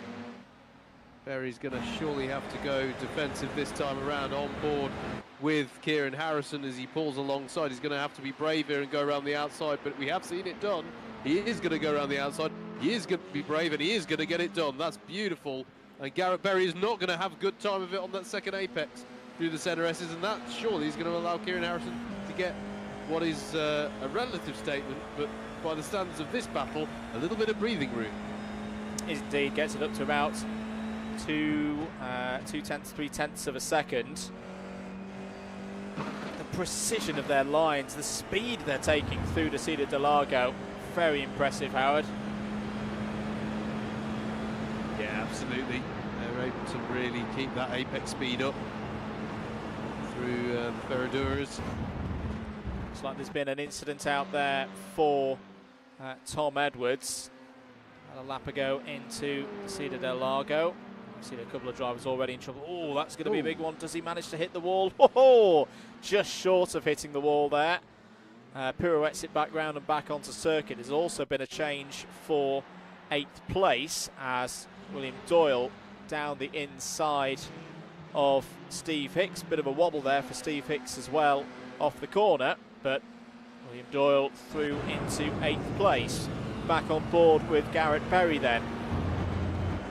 Coming to the end of lap number 10. Is there going to be an opportunity here into the centre S? He's going to be a bit far back this time, Howard. He's going to be far back, but he's got the run, hasn't he? Heading towards turn 1. Can he return the favour that we saw Kieran Harrison do a lap ago? No, he's going to try the switchback instead. And that is taking a really aggressive late apex there. And I'm not sure it's paid off, although he has got a better run than he did a lap ago, just after Kieran had got by him. He might have an opportunity into Cedar del Lago if he has a good run here. Yeah, he's going to need to get a lot of it done on the brakes now. You've got to be up alongside about in the last third of the straight, because it's a corner that tightens further around the apex. It's not really one that you can go for a bit of a dive bomb on. there's been some more changes in the battle for 12th place. Let's have a look at this. This was once again Dan Gamblin and Matt Hale. Gamblin to the outside, Hale back to the inside. Lovely exchange there. Means that Hale holds on to 12th place. We've not had the replay function working before, and I've now gone absolutely crackers with it. I'm using it every single opportunity that I can, Howard. And why not? Why not? Let's. It allows us to, you know, show. We often say that we can't keep track of everything because it's all going on, but once now we've got a chance. Although, of course, we will start missing stuff live as we show replays, if on that one. So you know, this championship is always difficult. Well, this championship is always impossible for us to mention everything. But and look at that battle for 3rd place in the background. That's looking tasty as well. It is indeed. It's been raging on since lap number 2. Jack Hare trying to go around the outside of Adam State. Here's not got enough of a nose up alongside to warrant space, and Adam State shuts the door quite firmly. Onto the Retaposta for the last time here in the A final. There will be a bit of a break as there's a lobby change ahead of the super final. Do hope you're enjoying the stream. If it's your first time here, do leave us a like and a subscribe as well, if you don't mind. One more round of this championship to go before the end of the year, end of the month. Brands Hatch. A couple of things TBC on that one in terms of format and car. A bit of the question is whether there'll still be championships up for grabs. If not, I think there'll be a few changes. Maybe bringing back the old school format of 3 races and the full reverse grids. That's for the 4th week of November. Still plenty of racing to go here tonight. Still not done for 4th place as well. Charlie Summers has really impressed me so far tonight. Howard, has looked good. Yeah, absolutely. He's doing that as well at Wilton Mill at the weekend. He's having a good run of it at the moment in all things CLUB100. Well, also having a good run tonight is Kieran Harrison. 2 races, 2 really strong results for the driver looking to seal the championship here tonight. 2nd for Garrett Berry. 3rd across the line will be Adam State, further solidifying his place high up the order. 4th for Jack Hare, 5th for Charlie Summers, 6th for Sam Sanders. Another good score for Murray Adams there in 7th place. Rest of the field coming through now. Doyle, Hicks, Hart all in the top 10. David Whitehouse in 11th, has a bit of a spirited finish there. 12th, good result there for Matt Hale. Holding on, 13th for Dan Gamblin, 14th for James Fremont, 15th Andrew Dawson. And then a few more cars to cross the line. Sam Delamere will be across the line there in 16th. 17th for Sam Dimolo. And 18th will be Tom Edwards. Bit of a difficult A final there for Tom, but will score points nonetheless. Good race that, Howard, and yeah, drivers I think can all be very happy with their performances. Yeah, absolutely, and this is the stuff I don't tend to be shown all the stuff posted a lot. No, yeah, really good racing, and the Formula 4 car, as you said, mid-race, Andrew, really delivering on what we were hoping for from this combination. Brilliant racing. And now we're going to take the top 10 and reverse it. I'm really looking forward to this. Indeed. We're going to have this lobby change now, and we'll be back in a few moments here on the DDMM YouTube channel for the last race of the night here at Interlagos, round 10 of this year's CLUB100 and BUKC iRacing Championship.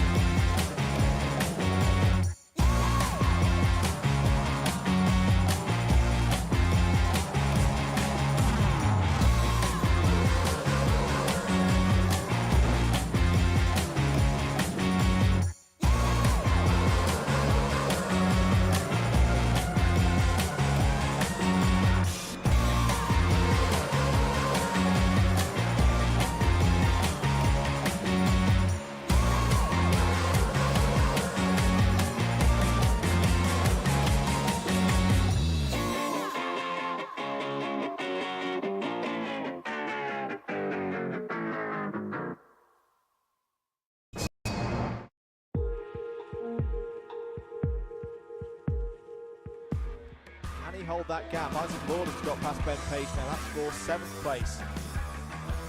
Go either into crucial Iredale's corner. Has Davis got the run? He's not going to be able to get the run surely down here into the Stuart Essen, but he may. Oh, he's got the run! He's gone for a big move. Switchback by Weaver. Read it beautifully, saw it coming, kept the steering open, let Ben Davis come into the inside, and he still held on to the lead. That was brilliant racing by all three of them here, and I think that's going to be the crucial moment, because Joe Weaver, unlike 24 hours ago, is not going to need to do the overtake on the last lap. Joe Weaver takes the double in Senior Rotax Round 2 of Super 1 2022. Line on row 11, Jake Wilkins and Andrew Ravage on row 12, and then we'll have our 2 qualifiers from the B final. Bryn Albin and Dean Everest form up the 26 entries for this, the lightweight sprint A final for round 9 of the 2022 Club 100 Senior Sprint Championship. 12 minutes on the clock.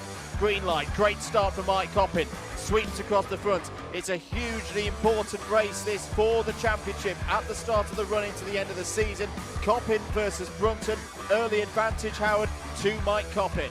Yeah, absolutely. Last tour of the circuit. White flag is going to be out this time. If they get past the line, it will run to the end. There they go. Oh, it's a big moment for Chris Hansen. He's gone round. Is that going to take anybody else? Yes, it does. Kelly Wright's gone. Hart's gone. Dix has gone. My goodness me, the race is going to keep running though. It's not going to go under caution now. On the last lap, it's 3 of them. Sanders has the lead. He's going to hold the inside. There's not really much help for Brenton at all. He's going to try and get the side draft working here. He's pulling alongside. They're side by side as they come through turn 4. It's going to be a run to the line here for the Simply Catnip 200. It's really close between them. Is Sanders going to hold it? Oh, there's a bit of contact there on the line. It's a photo finish. It's a photo finish. It's Preston. It's Michael. Stages of this race. Ross Witherow is digging deep again.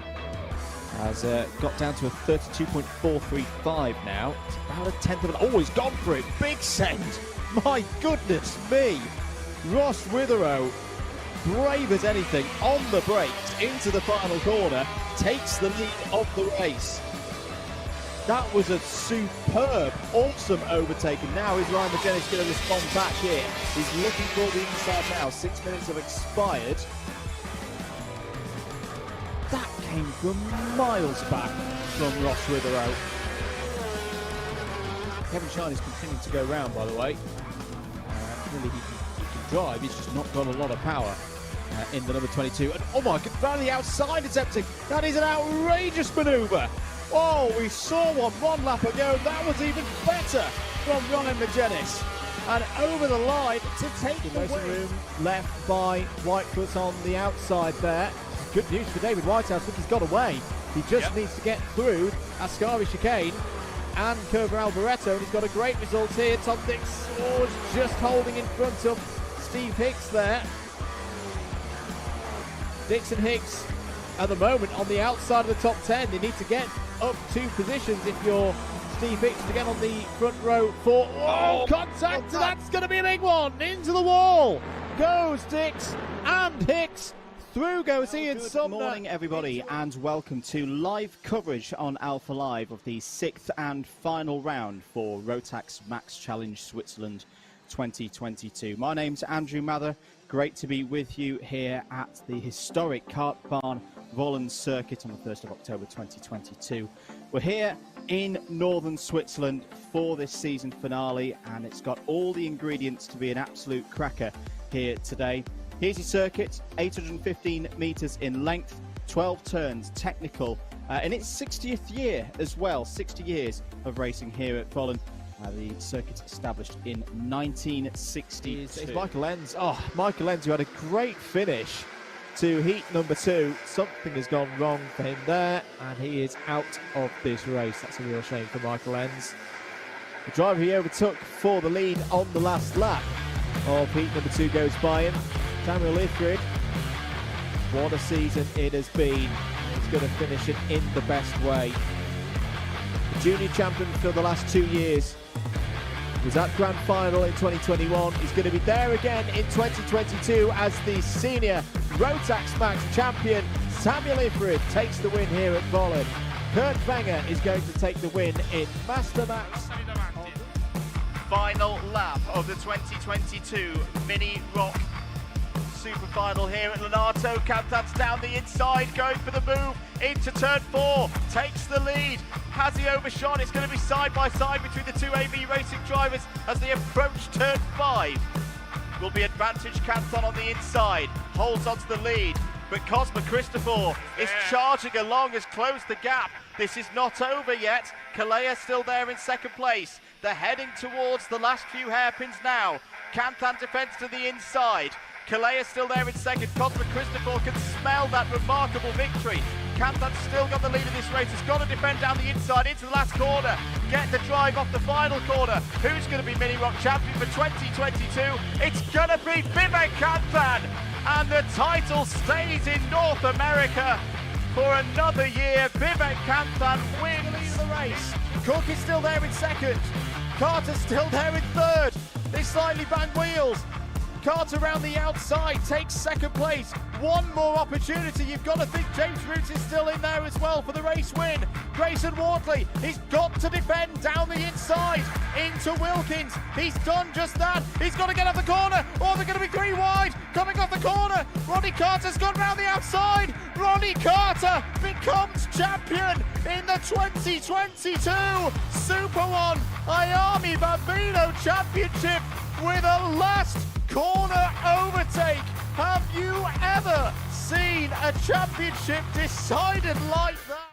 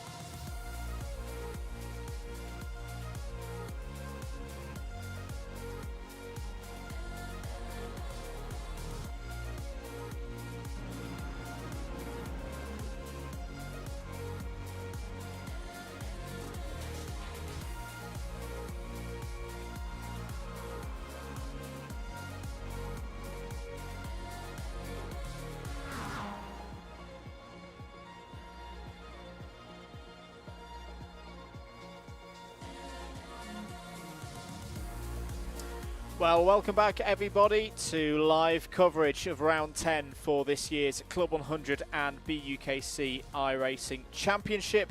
Heading towards our final race of the evening here in Sao Paulo, Interlagos, this classic circuit, the home of Brazilian single-seater motorsports. The place that's decided many a championship over the years, and we could be about to see champions crowned in this year's CLUB100 BUKC iRacing Championship. Two drivers on the precipice, Howard Mitchell, of winning their respective titles. They've done a lot of hard work so far this season and tonight. Both Kieran Harrison and Murray Adams have had two good results from their races so far tonight, but in this super final with a partial reverse grid, Howard, anything could happen. Yep, absolutely, mate. We're reversing the top 10 here to keep things all, well, just make things a little bit more spicy, really, going towards the end. But the opportunity is right there for, for Kieran and Murray to clinch their titles here and give themselves a nice, relaxed victory drive when we head to Brands Hatch. But it's not going to be, as I say, it's not going to be just a resumption of what we've already seen this evening at the front between Kieran Harrison and between Garrett Berry. It's going to be, they're going to have to work for it. They're going to have to go up through this top 10, and there'll be plenty of people in that top 10 who would like to deny them that. So it's not going to be simple for them to do this one, but we're going to very much enjoy and relish them trying. Apologies for a couple of the technical issues here on the stream tonight. I hope it hasn't spoilt your enjoyment of it, and you're not missing anything at the moment. We're about 30 seconds away from the end of this practice session that almost just serves as a bit of a mid-evening break, especially if there's if you're one of those two drivers who've done every single race so far tonight. But low light here at Interlagos as well. That could be a bit of a challenge for the drivers, picking out the braking markers here. It's an old school circuit, of course. Not much runoff, not much margin for error, particularly in that infield section. Checkered flag is now out for the end of the practice session. The field will grid up. Sam Sanders was fastest in that practice session for what it's worth. And getting ready now for the start of this one. And Mike Hart will be on pole position. See, this is where I'm needing to press all the buttons now, isn't it? There we go. There's the grid button. And let's shuffle it up. See, this is what happens when I'm pressing all the buttons. It's not done as well as when Howard does it. Mike Hart has pole position. Steve Hicks is alongside him on the front row. Will Doyle and Murray Adams on row 2. Sam Sanders and Charlie Summers row 3. Jack Eyre and Adam State row 4. Garrett Berry and Kieran Harrison row 5. That's the end of the partial reverse grid, with a winner of the A final earlier on. David Whitehouse is alongside there, alongside Matt Hale on row 6. Dan Gamblin and James Fairmont on row 7. Andrew Dawson, a lot of work for Andrew Dawson to do if he's going to take the C2 battle in the championship on to Brands Hatch. Starts this race from row 8. Sam Dimolo and Tom Edwards start on row number 9. Howard, what do we think we can expect as the lights are coming on here for the start of this one? Away we go. Good start for Mike Hart and Steve Hicks. Hicks in the Orange Arrows livery with Jos Verstappen helmet as well. Will lead into the first turn. Arguably moment one of the... Jack Eyre. Sorry, Andrew, moment for Jack Eyre. He's dropped right down the order. Has indeed. There he is at the back of the field. But apart from that, I think everybody is good and running towards Desida del Sol for the Desida del Lago rather for the first time. Hicks a little bit wide there. Very close battle for second place with William Doyle on the move, Howard. Yeah, good little positioning from William Doyle there through Desida del Lago. He'll be on the outside though through the Ferraduras here. He's got to be careful that he's not picked off by Sam Sanders and by Murray Adams now, who's on his inside, but he'll be on the outside for this next left-hander as they head towards Pico de Pato. But yeah, good start from Willie Doyle in the number 15, as there's a little lock-up behind there. I think that was Adam State with a little lock-up there, coming under pressure as he is from Garrett Berry behind. Kieran Harrison, though, Andrew, hasn't been able to make perhaps the early progress, or as much early progress as one would expect. He hasn't, but he doesn't need to go all out in this race. True. That's very true, actually. He's already got two very strong results so far tonight.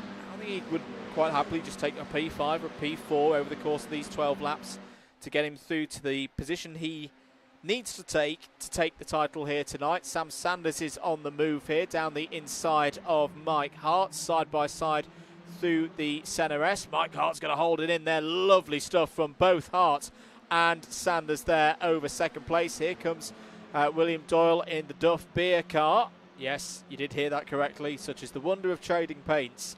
That's William Doyle powered by the Duff. He's trying to go round the outside of Sam Sanders here for third place. This is going to get very close indeed.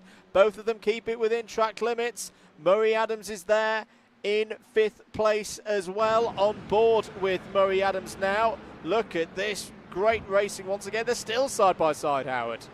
Yeah, this is lovely stuff and exactly what we've come to expect from these FIA Formula 4 cars in this championship. Adam State now on the outside of Murray Adams will have the inside for this left-hander. There's a little contact, is that, between Sanders and Doyle ahead of them, and that's allowed, oh, they've all swapped partners now, so Sam Sanders is now do-si-do with Adam State, and it's Murray Adams side by side with Garrett Berry.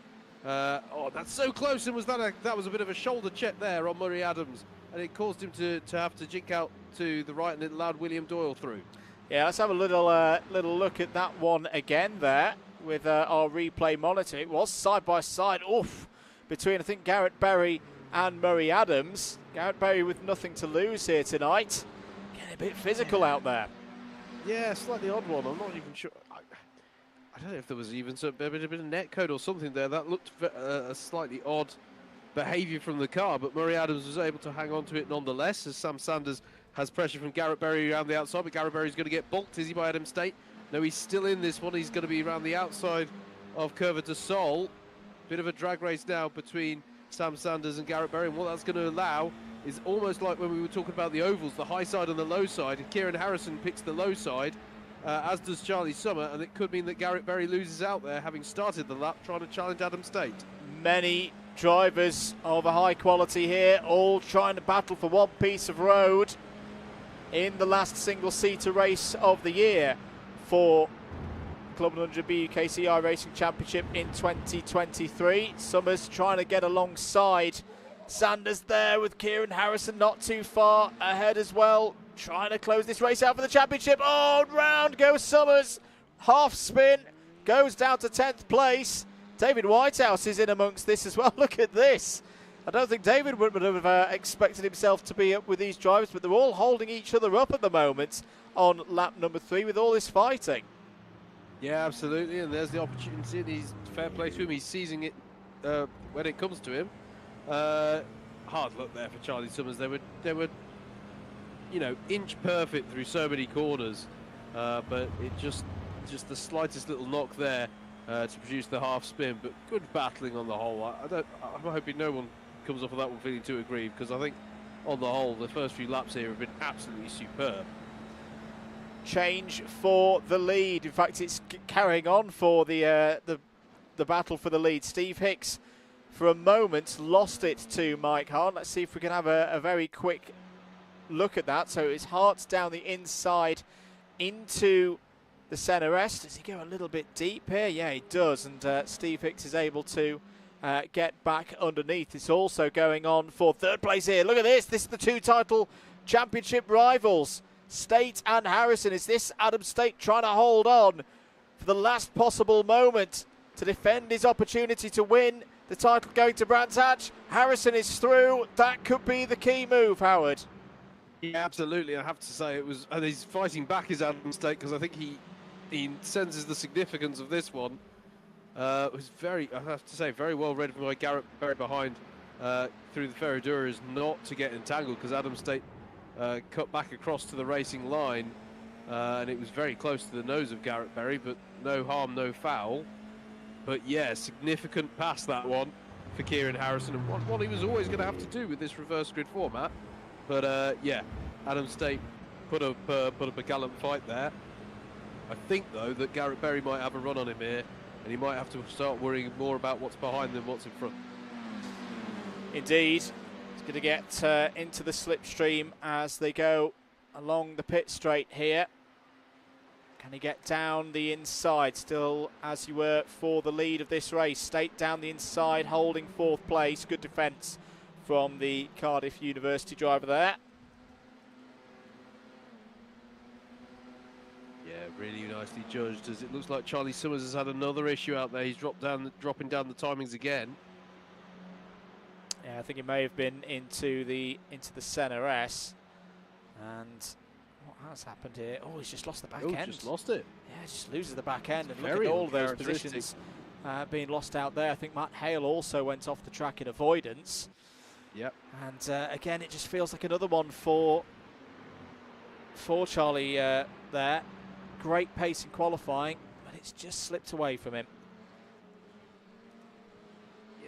Yeah, unfortunate that. Although we did say at the top of the stream, didn't we, that we might see a few drivers struggling with the rear points where they're leaning on it, and that was an example of just that.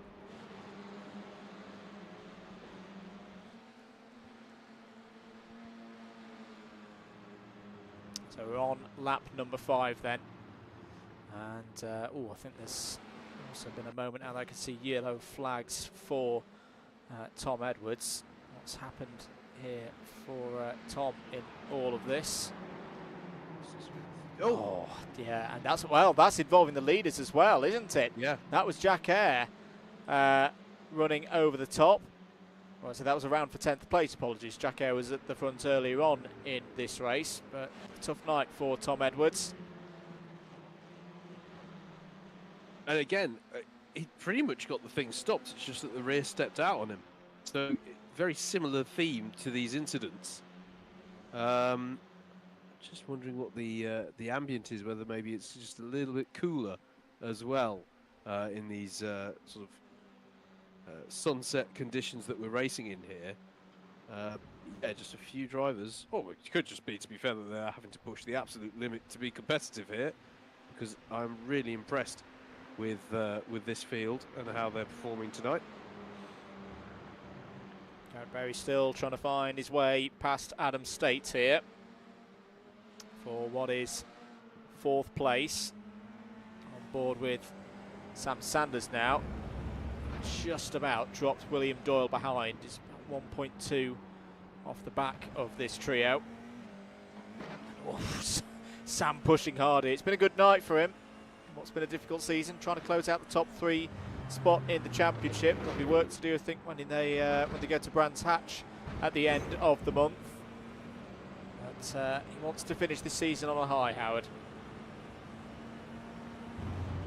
Yeah, absolutely. We can blame him. It's all about trying to have fun right up until the end here. He's heading towards turn number 1 with 3 wide here at the front of the field. Who's going to come out top in this one? Are they all going to give each other room? No it's way. very tight. What a move by Kieran Harrison, and if that is the one that gives him the win in this race and this round, what an overtake it is. Let's have a look at this again. Round the outside, 3 wide into the Senna S. Such confidence from Kieran Harrison, knowing that there's 2 drivers on his inside, and he gets that one done to take the lead of this race. And my oh my, that could be the best overtake I think we've seen in this championship run. Yeah, that was absolutely beautiful stuff. Perfectly judged. You know, if you're on the outside there, we've seen drivers lose the rear, we've seen drivers go out wide and have poor drive through the second part. That was absolutely perfectly judged there. And you know, not too many drivers you see can go 3 wide and be on the outside and come out with the spoils that he just did. That's absolutely fantastic. And respect to Mike and Steve as well. They were compliant with there. They didn't just jump out the way and let him through, but they also knew what was at stake there, and they played that one very sensibly indeed. Yep. On board now with Steve Hicks. Good friend Mike Hart's just ahead of us here. He's going to have a slipstream. It's been mostly roles reversed so far in this race when we've got to this point of the circuit, but here goes Steve on the racing line there. Can he find the grip round the outside to take that spot? No, Adam State's going to throw it down the inside of Steve Hicks. I'm not quite sure that one was planned from the Cardiff University man. He's going to be out wide now because here comes Garrett Berry through to take 4th place. Sam Sanders is going to want a piece of this as well. Oh, very close indeed between the two of them. I think Adam wasn't quite expecting there to be a harder break in front of him there. That's why he dived to the inside, because it was the free piece of road. And in the end, it's meant he's shuffled all the way down to 6th. Yeah, thought went hard there, but shuffled towards the back of this, as you say. Had a little bit of a nibble there on the outside of DeSita-DeLago, but ended up going wide. But I just keep on being in awe of the battling that we're being treated to by these Formula 4 cars. Yeah, we're looking at Charlie Summers trying to make his way through the field. David Whitehouse at the front of this group. Charlie Summers making it 3 wide down the Retaposta here. Trying to find a way past, well, he does find a way past Andrew Dawson and Jack Eyre as well. Jack runs a little bit wide. Still going to be side by side. It's going to be one of the longest replays of the night, surely, but I think Jack Eyre will have that position for 11th place down the inside. Yeah, and it was quite close as well between Andrew Dawson and Dan Gamblin into DeSita-DeLago behind them as well. So yeah, good, millimetrically perfect in some places. These races, it's really, really good.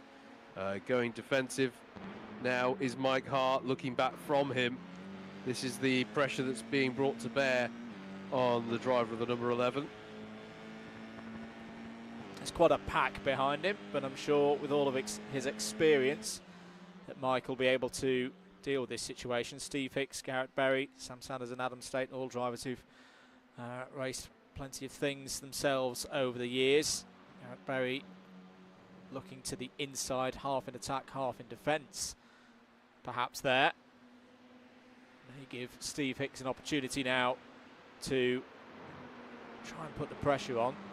How's that? Oh, yeah, Steve Hicks now down the inside. I think Mike was a little bit wide going in, and Steve Hicks will take a bit of an opportunity for that block pass down the inside. Good stuff from Steve Hicks. Moves himself up to the 2nd place. Yeah, just the slightest little mistake there for Mike Hart. I'm glad he didn't lose anything more than that, as Adam State is attacking Sam Sanders at the back there, and it's going to be side by side here through Magulio. And this is going to be an interesting one, Andrew, because Adam State might get the switch back off of Yunsao here and get a better run up the hill. Yeah, problem for Mike, for Steve Hicks there. Means he's slow up the line, and I think we're going to see an attack from Sam Sanders down the inside. Yes, there he is, just behind the timing tower. And Adam State's going to come through here as well. So not a good moment at all for Steve Hicks in all of that. Nearly 3 wide as they head across the start-finish line. Sam Sanders defending on the inside. This could bring William Doyle and Murray Adams back into this once again. Some good scrapping. It does mean that these drivers will be slowing down a bit. Let's stick with this for now before we have a look at what caused Steve Hicks to fall down the order. Hicks is going to have to think about this in the braking zone. Into turn 4. Holds his line on the inside, gets through past Adam State. Not much that Adam could do there. There's more fighting going on ahead with Mike Hart and Garrett Berry. Mike Hart will get that position. Let's have a little look then at what happened to Steve Hicks. It was into Yunsao. Well, they were all running a little bit wide there. Being a bit greedy perhaps with the space that can be used outside track limits without getting a 1X. Yeah, and possibly using a bit too much of that curb, and it just drawing the car away from the circuit perhaps a little bit there. A little bit Wilson will turn 2S, because look at this. Garrett Berry versus Mike Hart. Sam Sanders now getting involved. Pulls alongside Garrett Berry. Can he do a double pass? He is going to do a double pass, but what kind of traction and run is he going to get up the hill? Side by side behind him between Mike Hart and Garrett Berry. And Adam State now picks the low side, as it were. On board with him we go. He's going to be able to work with Garrett Berry to get by on Mike Hart. What kind of a run do they have on Sam Sanders? Sam Sanders going to have to go inside the defence. Once again, we're going to go 3 wide, heading towards the centre S at turn number 1. Who's going to come out on this one? Sam Sanders is on the inside. Adam State has the room. There's contact. And Mike Hart and Garrett Berry and Adam State are all off the road. Oh, what a shame. It's going so well for all of these drivers, but they'll tumble down the order now. And I tell you who that opens the door for. Murray Adams has slipped his way up to fourth place now, and surely now, with Adam State at the side of the road, that is going to be the titles decided. Let's have another look at that one again. Apologies. Oh, I've pressed the wrong button now. Let's have a look at that incident again. Yeah, Mike Hart just getting into the back of Garrett Berry there. Adam State, an innocent bystander in all of that, and that probably puts pay to his slimming chances and now pretty much zero chances of winning the championship. Yeah, I don't think we're going to be seeing this one go to Brands Hatch, but yeah, it was very much the innocent bystander in that one. But we were praising, to be fair, we were praising a moment ago, Andrew, the drivers who went 3 wide in the battle over the lead at turn number 1, and you know how difficult it is to do that and give racing room. You know, one cannot be surprised. You know, it is difficult, and yeah, just ended in tears that time around. On board now with Steve Hicks. That's Murray Adams and Willie Doyle ahead. I'd say, tell you what, Doyle's on for a good result here tonight. He's been consistently up in the top 8. Murray Adams looking for a move around the outside, knowing he could probably take some liberties now. Now that he's in a position, more than a position, that's going to give him the required points to take C2 tonight as well. And a driver who showed really good speed last year, of course, in C2, but didn't quite have the consistency in the 2022 edition of this championship. He's definitely got that right here this year, and he's going to be a well-deserving champion. Yeah, got it. He's got it in spades, and yeah, one cannot deny that this championship is going to be well-deserved for him. It's been a fantastic performance all year, and yeah. Last lap of the race, Andrew, and gosh, there's been a lot of battling tonight, but we are going to see our well, we have to say everything's provisional, but our Class 1 champion-elect bringing this one home. Well, he didn't start the season. He came in at round number 2, but came in as a tour de force. Has been quick from day 1 when he entered this championship. He's had a brilliant few years for Leeds University, taking many a race win in real life in the BUKC. But Kieran Harrison is going to come round the final couple of corners here at Interlagos to take the win, take round 10 of this year's Club 100 and BUKC iRacing Championship and become champion. Kieran Harrison is your Class 1 2023 Club 100 and BUKC iRacing champion. He'll get a free drive in a race in the 2024 Club 100 Endurance Championship as well. What a season for him, and he's not the only driver to be a champion here tonight, because over the line to take second place, or fourth place in this race, Murray Adams is the 2023 Club 100 and BUKC iRacing Class 2 champion. It was always on the cards for tonight that they could do it, Howard, but still got to go out there and do the business, and they're both very well deserving of the results they've got here this year. Yeah, they certainly did. There was a, you know, as we say, a brilliantly constructed campaign from Kieran and from Murray. And as you said, they had that pressure. They had to go out tonight and perform. Yes, there was definitely a bit of a helping hand with the drama that befell Andrew Dawson in the case of Murray Adams, but you can't take it away from him. He's had a fantastic season and is fully deserving of this championship. This is lovely to see as well. Some good proper celebration. Is indeed. So it's was in doubt at times. He's had difficult appearances the last couple of rounds, as Kieran, when it's been the F4s. Remember back to Manicor and the collision with Michael Preston that happened on that night, and then similarly when Josh Ladd came to play at Suzuka. But tonight, he's had some pressure from Garrett Berry, of course, in this round, but he has been a cut above the rest here this year.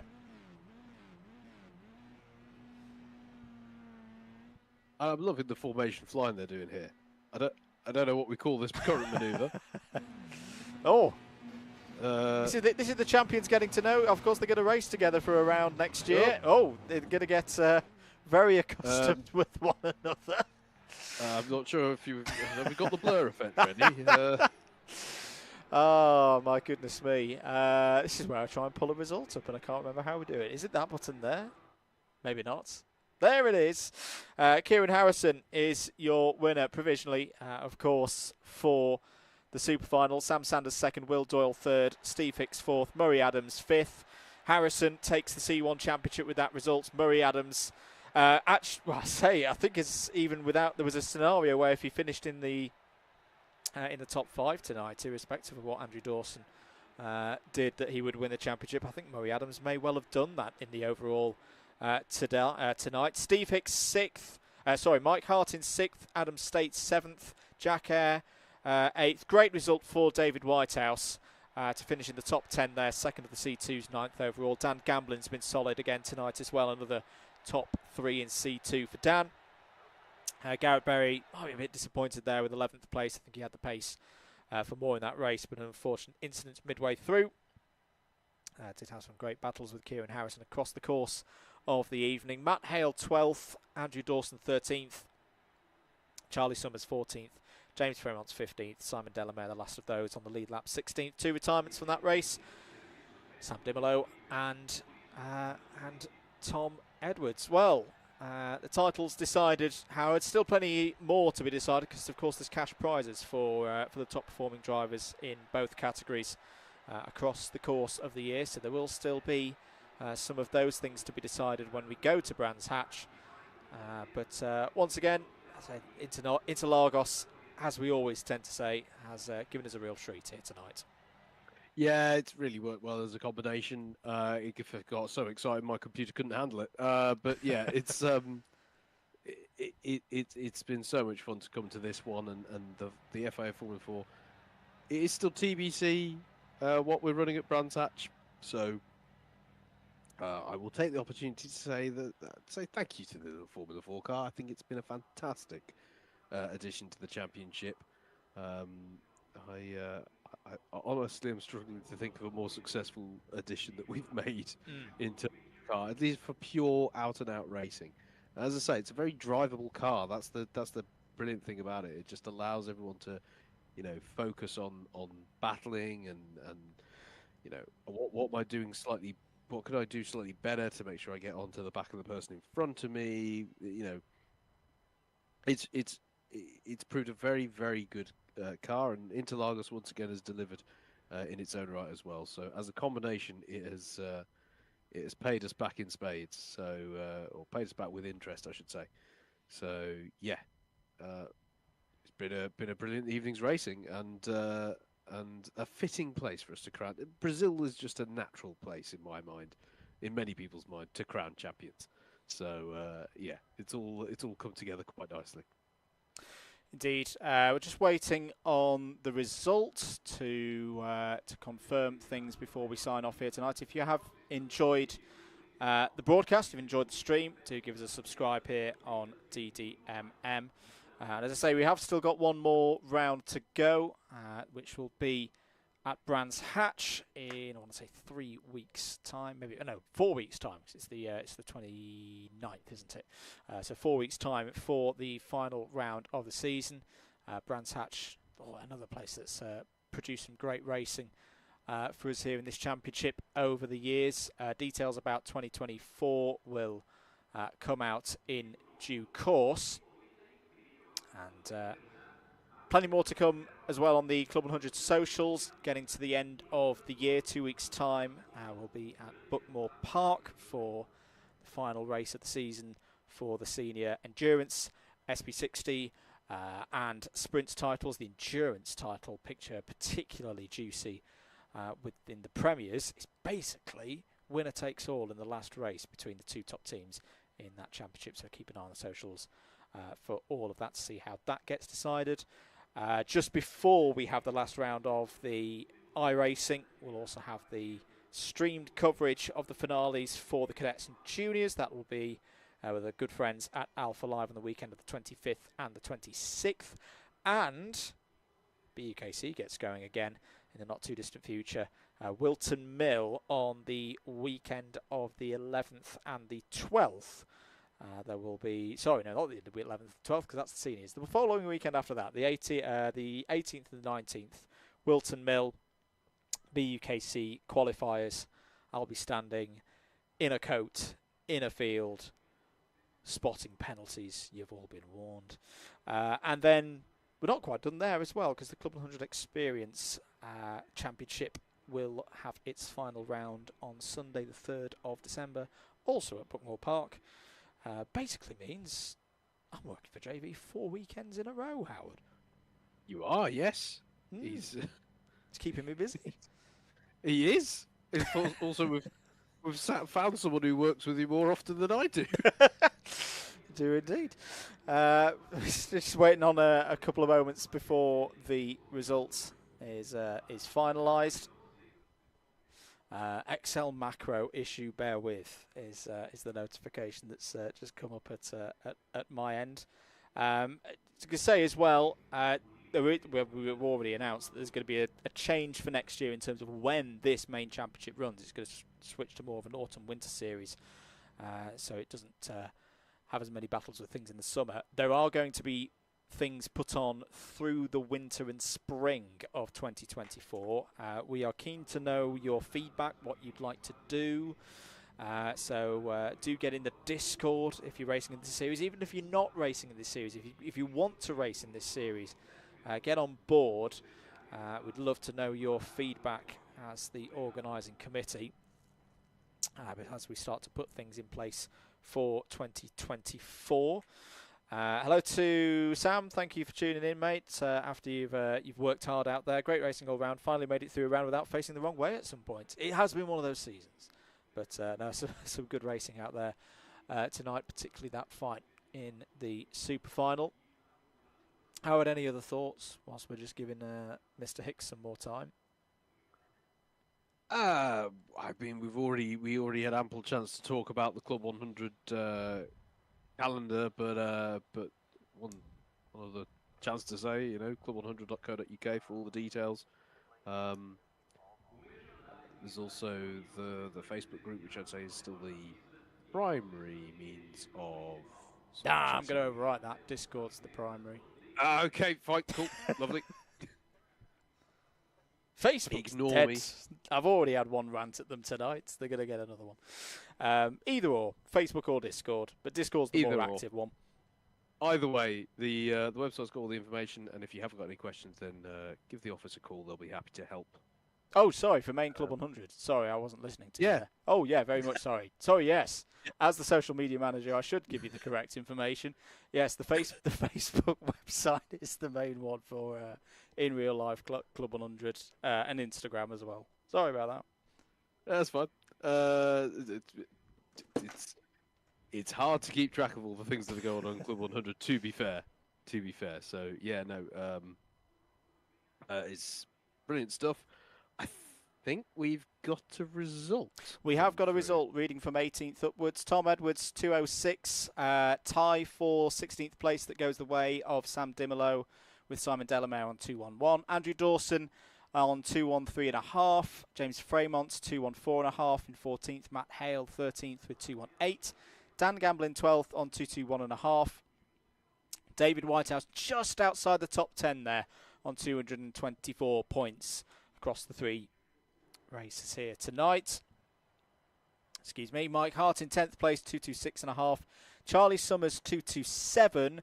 Steve Hicks 8th on 232.5. Good result for William Doyle in 7th place on 235.5. Jack Eyre, that's actually a tie with Jack Eyre for 6th place. So Jack Eyre takes that virtue of a better race finish at one of the points so far tonight. Murray Adams in 5th on 236. So that does indeed confirm him as the Class 2 champion. 4th place for Adam State 237. Garrett Berry 3rd on 238. Sam Sanders 2nd place 240.5. Well done to Sam. I think that's his best result of the year so far. And Kieran Harrison takes yet another win and moves himself from a possible 800 points, because of course it's the best 8 scores out of 11 in this championship. He's done 8 rounds now, and he's scored 790 points from a possible 800. What a performance. Unfortunately. Indeed. Sorry, I thought you... I was speechless. No, yeah, it's been a brilliant campaign, and as you say, you know, or as we have said, didn't come into this one right from the start, but from the moment he started, you know, turning a wheel in this season, he's been absolutely on it, and yeah, well deserved, and can now drive with comfort at Brands Hatch, knowing that he's got that one in, well, all done and dusted, really. Can it's indeed. Becoming a little bit of a theme in CLUB 100 indeed, which is not something we're used to, I have to say, but just a few absolute standout performances this year in CLUB 100, both virtual and real world, to wrap up some of these championships with a little bit of breathing space. Absolutely. Not completely, though, because I say we've still got some remaining to keep it at CLUB 100 Racing and at Double Dash for the latest news. That's all we've got time for tonight. Thank you, everybody, for being with us. Hope you have enjoyed the coverage here tonight from Interlagos. If you're new around here, or even if you're not, if you've not clicked that subscribe button yet, please consider doing so. My name's been Andrew Mather. He's been Howard Mitchell. Together we have been Double Dash Motorsport Media. Well done to Kieran Harrison. Well done to Murray Adams. The titles are decided for P1, but still plenty to more to go for the rest of the key positions when we go to Brands Hatch in 4 weeks' time. Thank you very much, everybody. Enjoy the rest of your evening. Bye-bye.